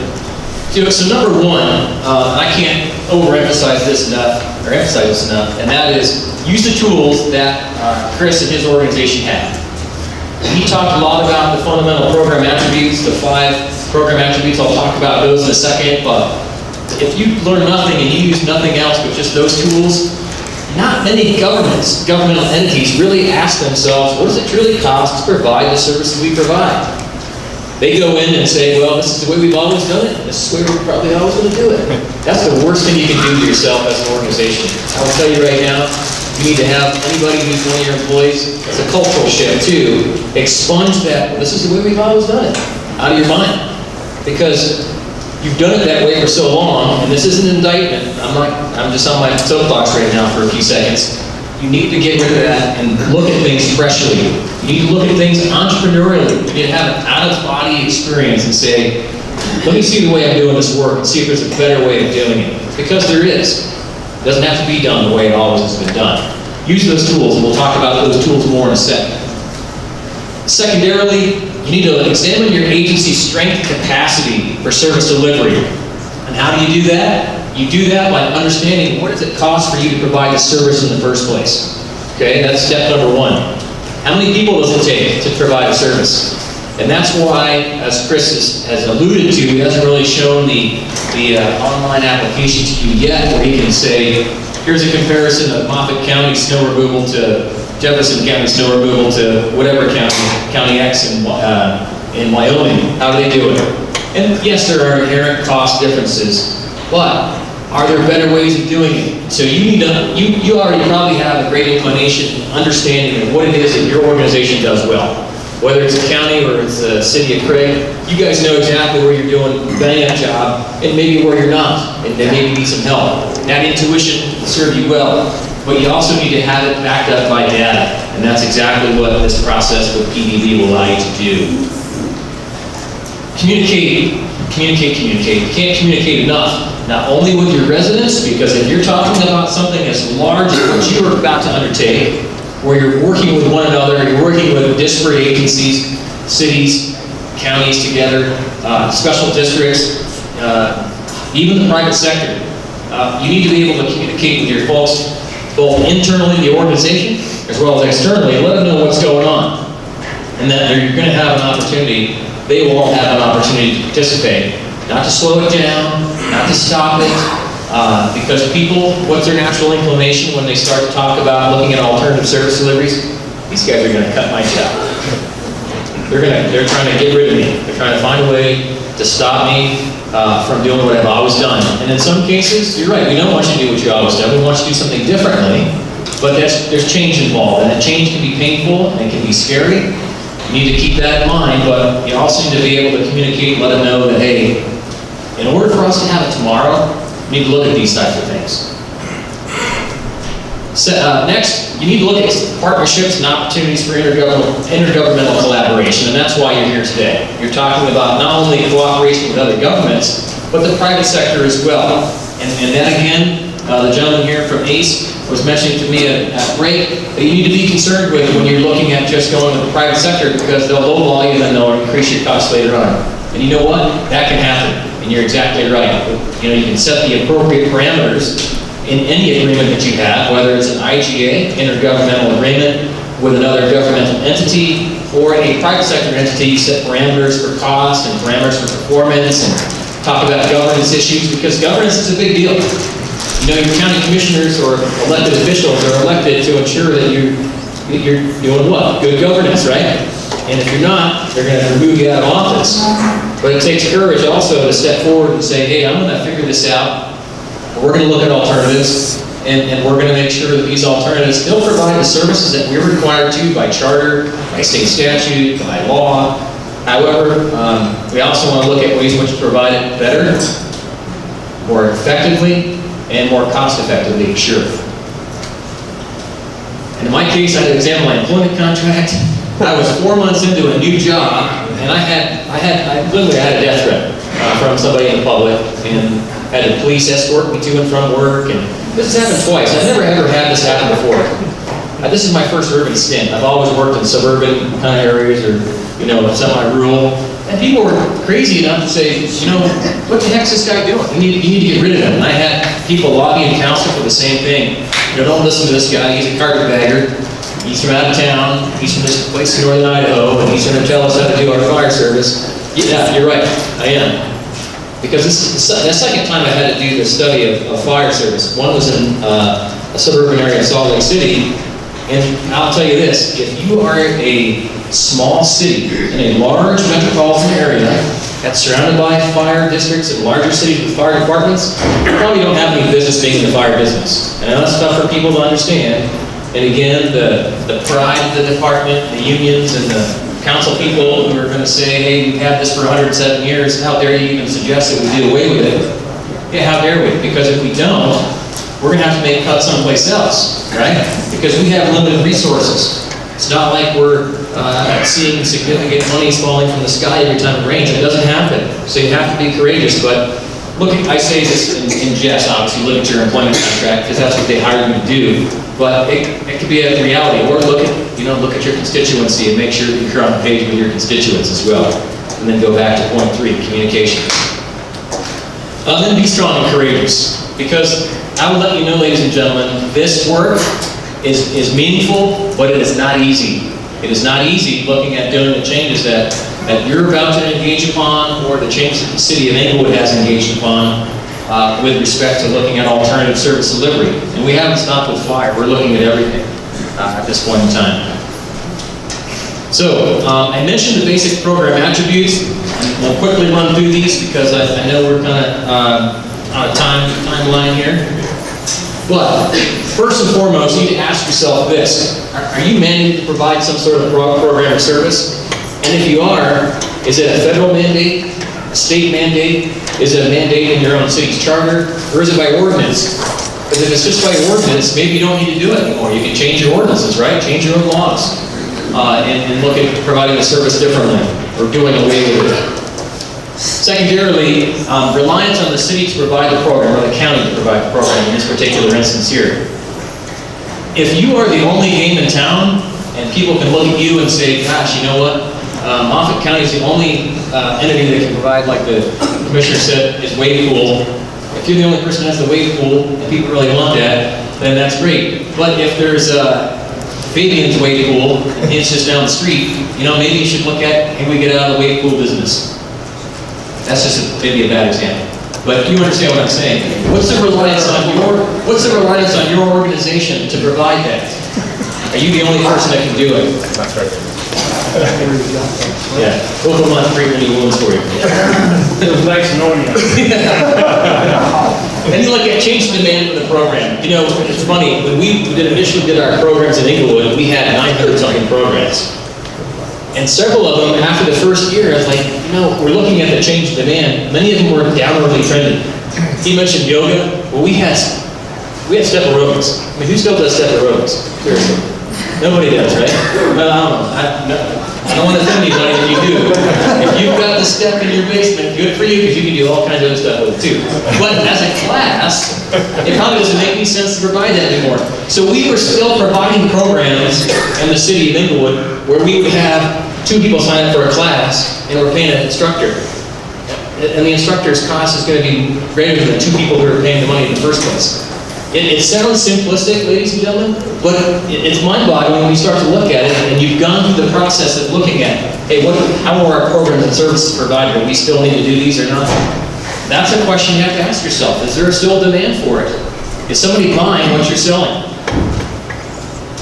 Next, look at cost recovery. Cost recovery is really important. And again, many of the services that we provide do not have a cost recovery, but some of them do.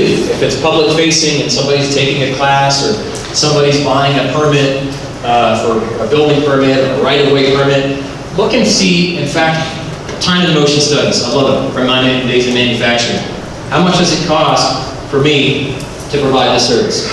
And if it's close, or not even close, you need to figure that out. You need to do some sensitivity analysis too once you do your time and motion study.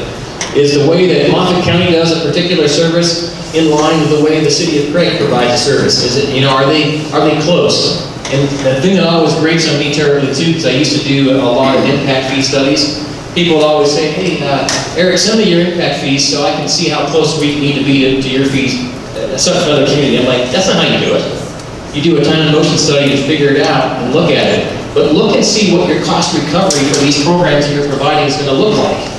And see if that can help you determine whether or not you need to keep a program or not. And then lastly, look at the portion of the community served. Here's a crazy statistic about Englewood. We have 2 recreation centers. We have the recreation center for people that are 50 and under, and then we have a senior recreation center. The senior recreation center actually is, there was some rumor a few months back when we were putting our budget together that the Malley Center, which is called, the senior rec center, was going to close. We're going to close it down. I got letters, and it's interesting, the letters came from people who don't even live in Englewood. They're a resident in Denver and a resident in Littleton who are actually members. They pay $40 a year to go to the center as seniors. It doesn't cover the cost. So I look at I went back to our PBB data and said, man, how much do we actually expend at this place, and how much do we actually receive back? I mean, we're not even 10% cost recovery. Now, it's not to say that we're going to stiff our seniors and just jack up the price immensely, but for $40 a year to be a part of a center where you have classes, you get to use the gymnasium, you get to use the weights, you get to use the hot tub, all that stuff. I mean, it's insane. It's just crazy for a city of our size to have this. So you have to look at those types of things, and when those issues come up, that portion of the community served is a small slice, a very narrow slice. And so we're asking ourselves this question, even though we're very quiet, and there's no reporters here today that are going to be putting this in England's paper.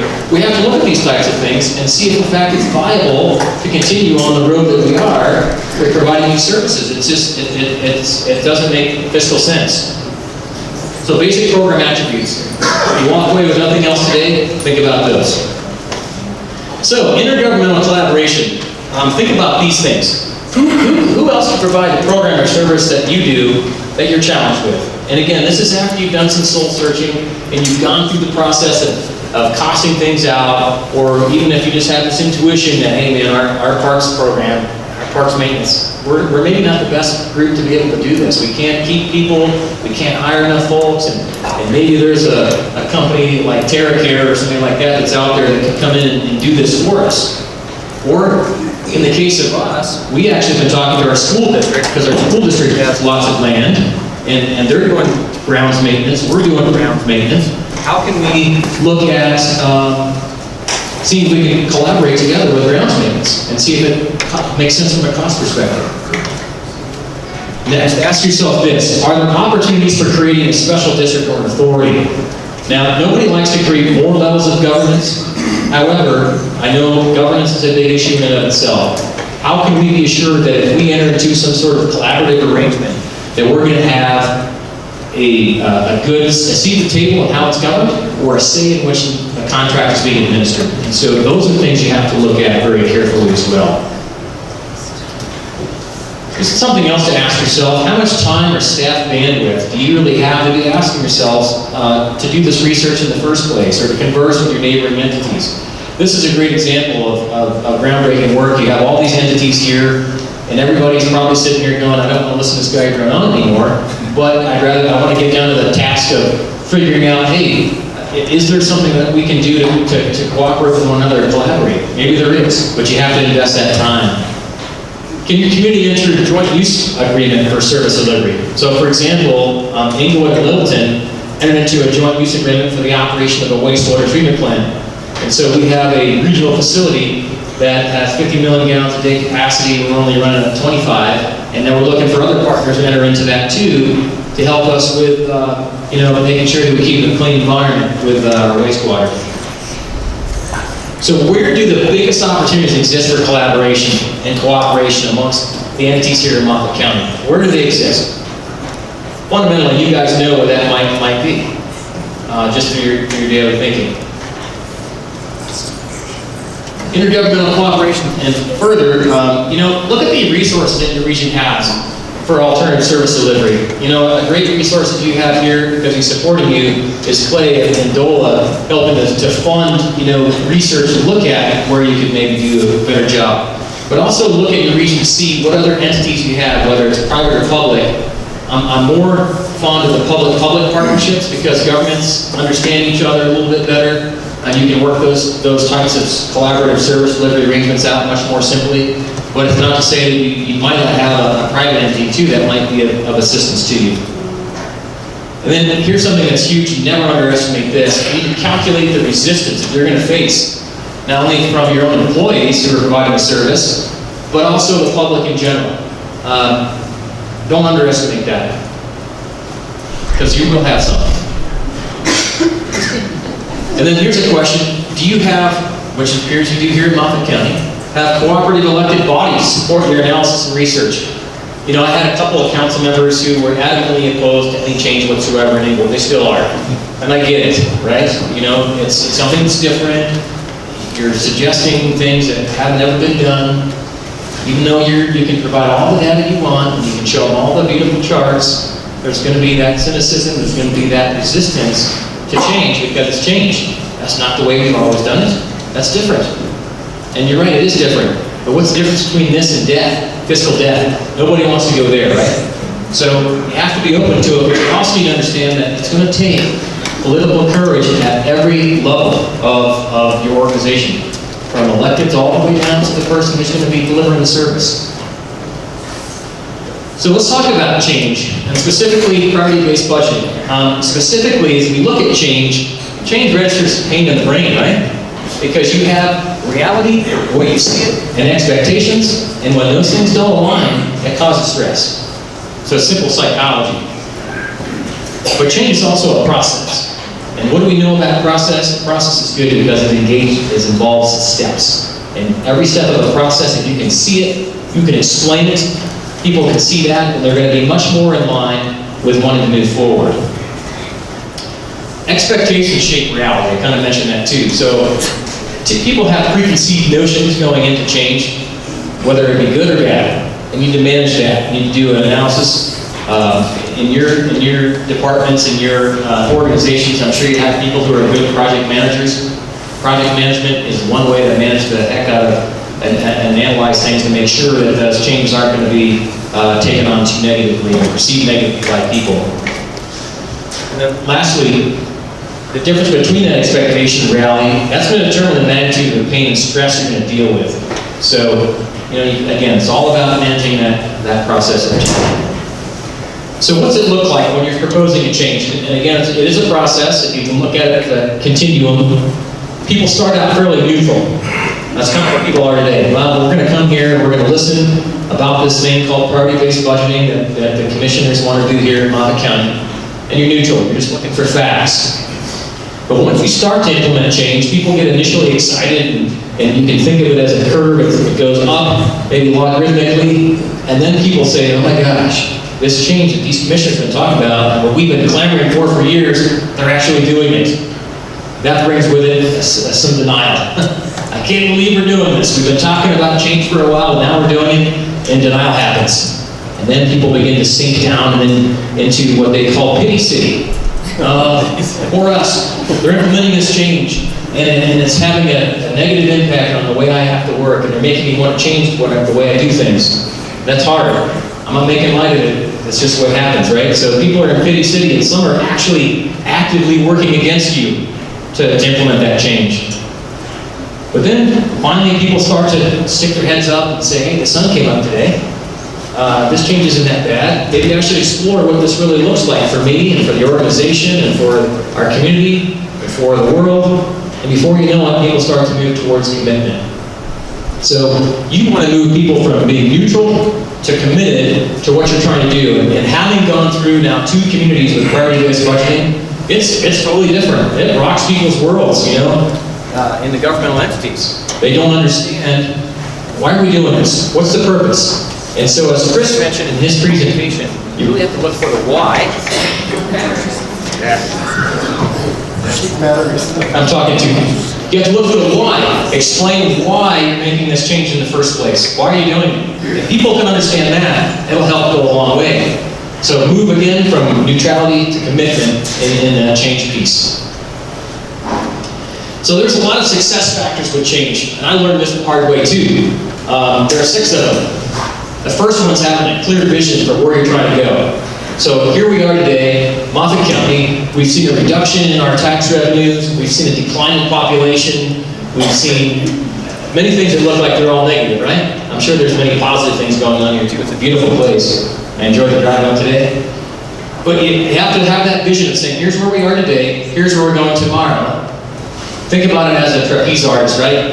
You know, they're not going to let go of that handle until they know there's another handle to grab onto. And your people need that too. They need that trapeze handle to grab. So vision's first. Accountability is second. And that accountability piece should go from top to bottom as well. So if you're the change leader, you're the person, the Board of County Commissioners or the city manager or whoever is going to be involved needs a set of accountability measures.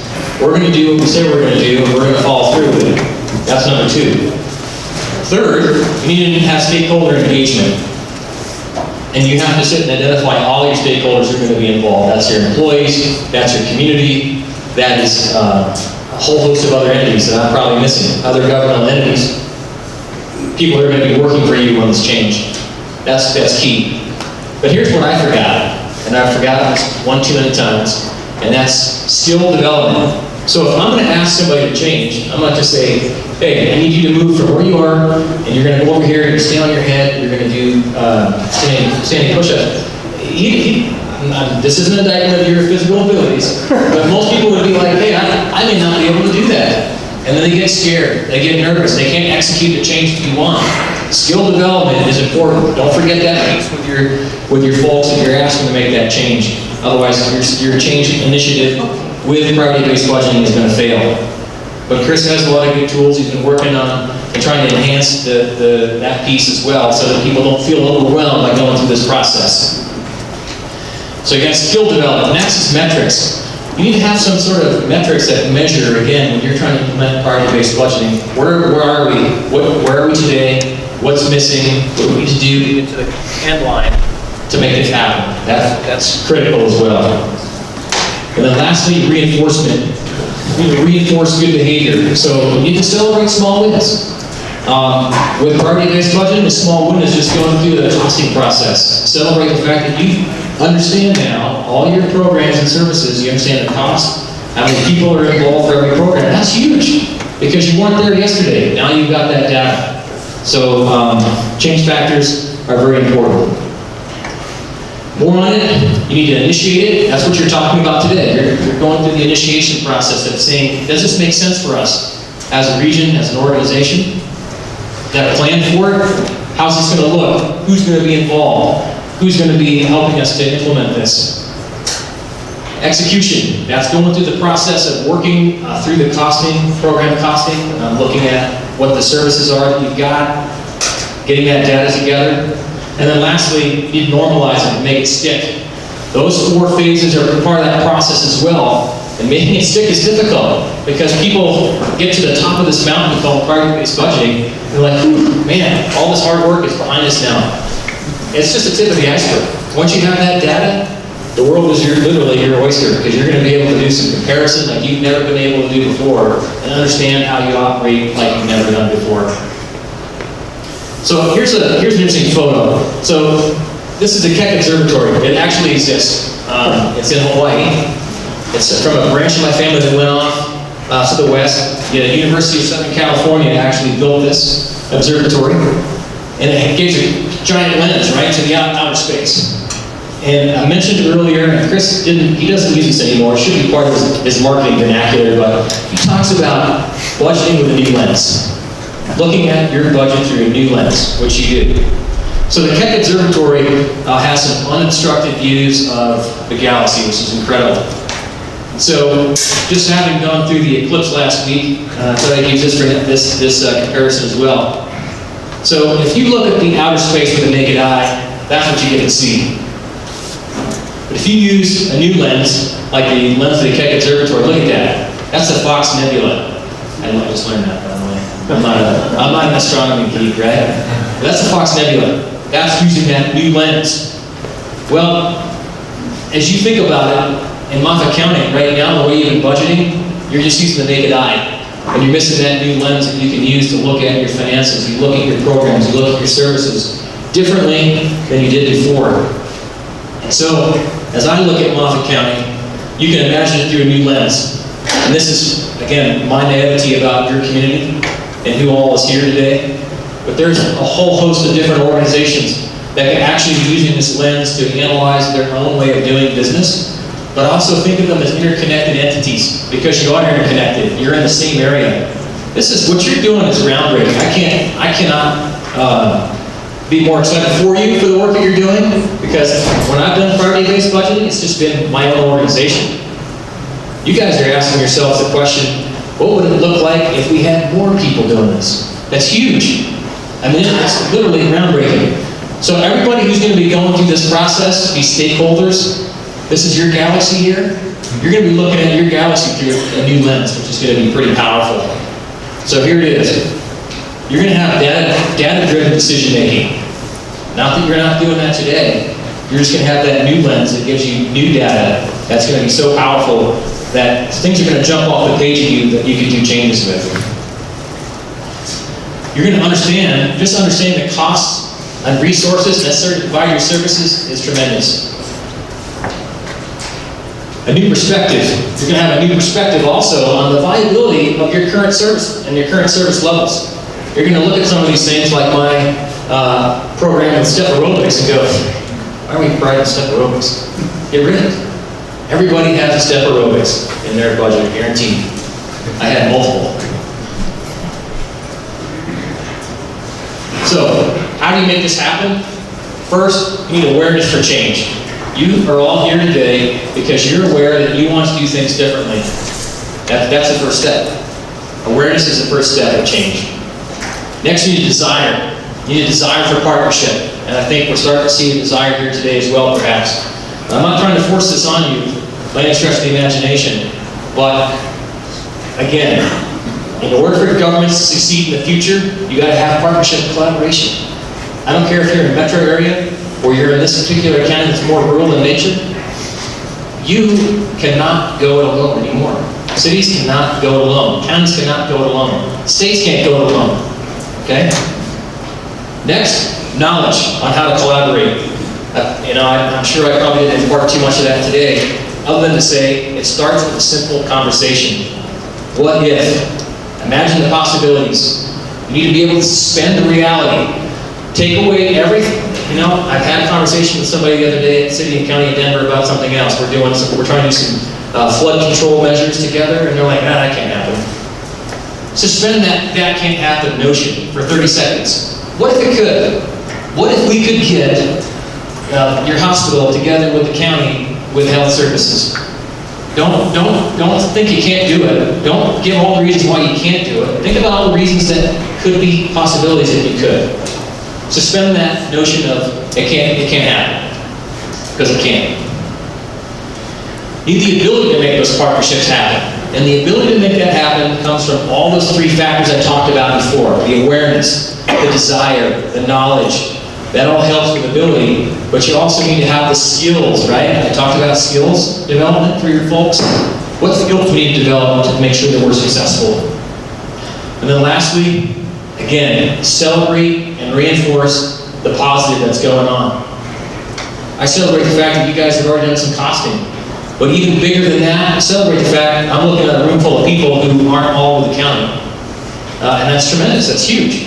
This has never been done before, to my knowledge, Chris. So this is huge. I can't tell you that. How much that's tremendous. And I applaud you for that work that you're doing. And I'm going to shut off here so Chris can have some more time to speak with you. But thank you for allowing me the opportunity to get out of my office today, up in the beautiful country here, Moffat Country. And again, continue to explore, continue to ask yourself those fundamental attribute questions, and continue to do what you're doing with exploration, because it will make a difference. Something out of this, as small as today is, and maybe many of your minds, is going to stick. And it's going to encourage you to do some of the things that I've been able to do in Inglewood. But imagine the possibilities here, where you're even, you've got willing partners. I couldn't pull a meeting like this together in the metro area. Just couldn't, because people are just, that's ridiculous. We don't need to do that.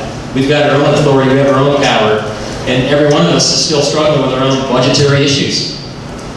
I don't know any community, except maybe Boulder, because they just keep increasing taxes and bonds, has the ability to do it on their own. All right, I can make fun of them because they're the People's Republic. But they do that. That's great. No offense to them. Good for them.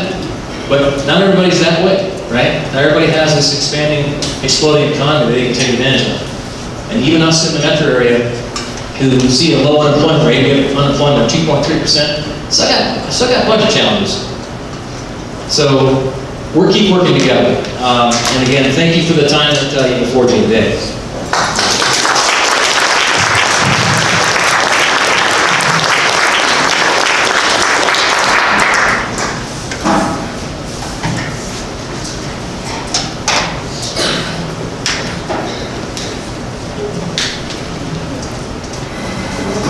Man, Eric, thank you so much.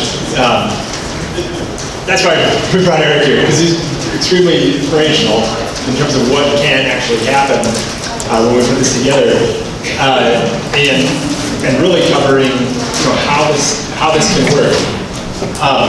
So kind of bringing it back full circle here, the idea for today was just like Eric was talking about. This was your neutral path. I'll try to relate back to how Eric described it.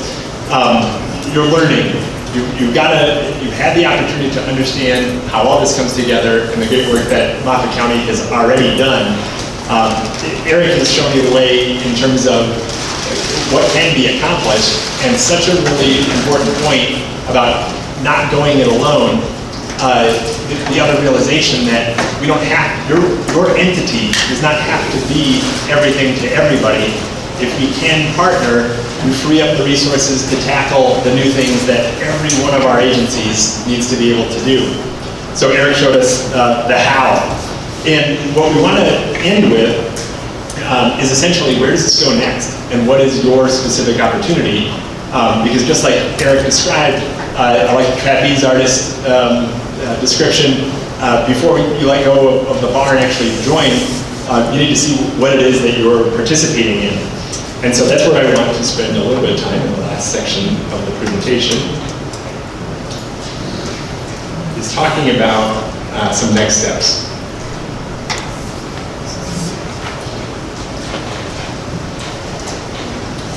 So one thing that we wanted to commit to you is that you literally have, you have the know-how right now in terms of what we're trying to accomplish, the ultimate vision, identifying what you do, the costs for what it costs you to provide your specific services, and the idea is to match up with Moffat County to understand where you can create partnerships that don't exist today.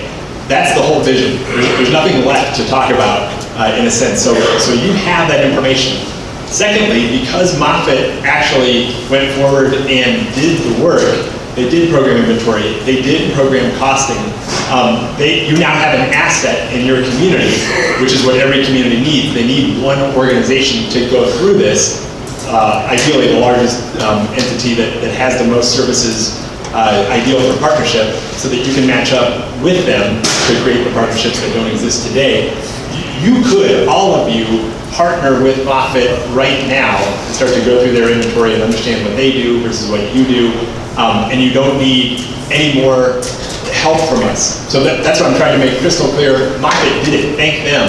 DOLA supported Moffat County financially. They created the partnership. They are bringing you this opportunity, and you don't really need us any longer. However, we're here to help. And I do want to articulate what the next steps could look like, where we could fit in. Back to what Eric was describing as the skills development component of it. When Commissioner Moe brought up this idea, kind of coming full circle to his points, about assembling this community meeting, we've never done it before. We had to ask ourselves the question, do we want to be in the business of assembling a region, bringing together these various stakeholders? I had one member of my staff who said, I have no idea what the Boys and Girls Club actually does. I don't want to put together their program inventory necessarily. But on the other hand, everybody else in the organization fully realized this is an opportunity of a lifetime. This is totally our vision, and so that's why we're here to impart the knowledge and some of the direction on where you go next. You've already participated. This is step one on the little stair-step pace here, the community resources meeting. That's today. So you came, thank you for coming. You came, you learned, you have the know-how, you can actually move forward and explore partnerships. What I will propose to you, other next steps that we could be involved in, if you are in, the very immediate next step in terms of skills development would be a workshop, and we actually do these for other communities. It would be, I'd have to add some scope to it, but I want to find out who's totally interested in doing something like this. It would be back here in Moffat County. I actually pitched to Mindy and Commissioner Moe that you're welcome to come down to Denver, we can do it, and we could visit Inglewood, and the Commissioner said, well, it'd be better if we did it in Moffat County. So I completely agree. It'd be great to have everybody here and you all learning from each other. But what we would develop is at least one day, possibly into a second day, hands-on workshop to go in-depth where you would literally look at Moffat County's data. We would drill into all of their programs. And our database is such that it's like buying used books on Amazon. You can add programs to your cart that you offer, that Moffat County also offers, that you want to begin to calculate your own program costs. And we have tools to help you do that as well. That would be the purpose of the next in-depth workshop if you're in. I'll describe how that could work here in a second. So that's here in blue, step 2. Step 3 is once you have identified all of your programs and all of your costs, it's going to come on the table, what are the opportunities that you want to explore? What is your proposal? One helpful metaphor from today is you can start to consider for the program that you're looking at, are you Inglewood or are you Denver? Are you going to offer a partnership in which you absorb the services, in which case you're more like Denver is? Your agency is perfect for actually taking on the partnership and being the regional service provider?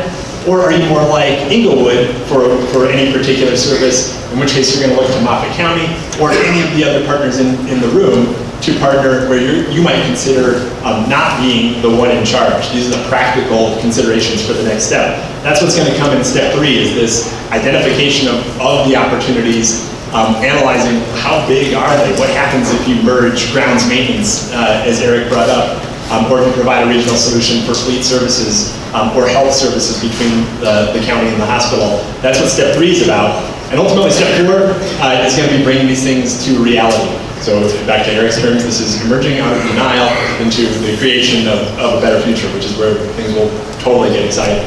So just with a little bit of detail on each, what this will look like, here's the Amazon shopping cart I was describing. Literally the next time, for those who want to be part of it, the next time I'm here, we're going to go deep into Moffat County's database, but we also have all of the other organizations' program inventories as well. Moffat County will be most interesting because you're actually looking for partnerships within this region. But if you're also interested in just identifying other services that hadn't been identified in Moffat County, we'll bring all of the data to bear. We're going to work with you hands-on to actually develop your inventory and then train you how do you come up with those program costs. So back to skills development, that's some work to take your budget, your personnel budget, your non-personnel, and allocate those to the programs so that you can derive, what does it cost you to do snow removal versus grounds maintenance across the board. So this is what the program inventory matchup looks like. I hope it's a clear enough picture. It is literally picking off the list, and then you can add your own programs to the inventory.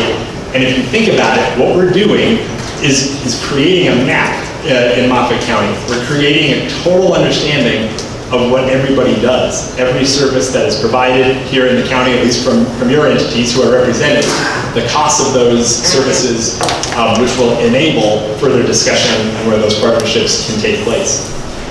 So also part of this step 2 is that costing element, where I'm just being illustrative of this is how Moffat County derived the cost for their snow removal. it literally entailed taking staff members and understanding how they align with programs, and then your non-personnel line items. If you have a line item budget, that'll be a great tool for you to bring to that workshop. We'll talk about, in preparation for the workshop, what you can bring to do your homework. If you don't have a line item budget, if you have some other type of budget, it'll still work. That's the idea. We're just going to take your budget and translate that around your programs overall. So this is what the next step would look like. That third step, what it looks like is what Eric was describing. So his slide on what intergovernmental collaboration looks like. What are the steps in terms of identifying opportunities, creating what would be a business plan, who's the agency that will be in charge? Again, are you Inglewood or are you Denver for the opportunity that you're talking about? Will you require a certain type of agreement? How will funding work?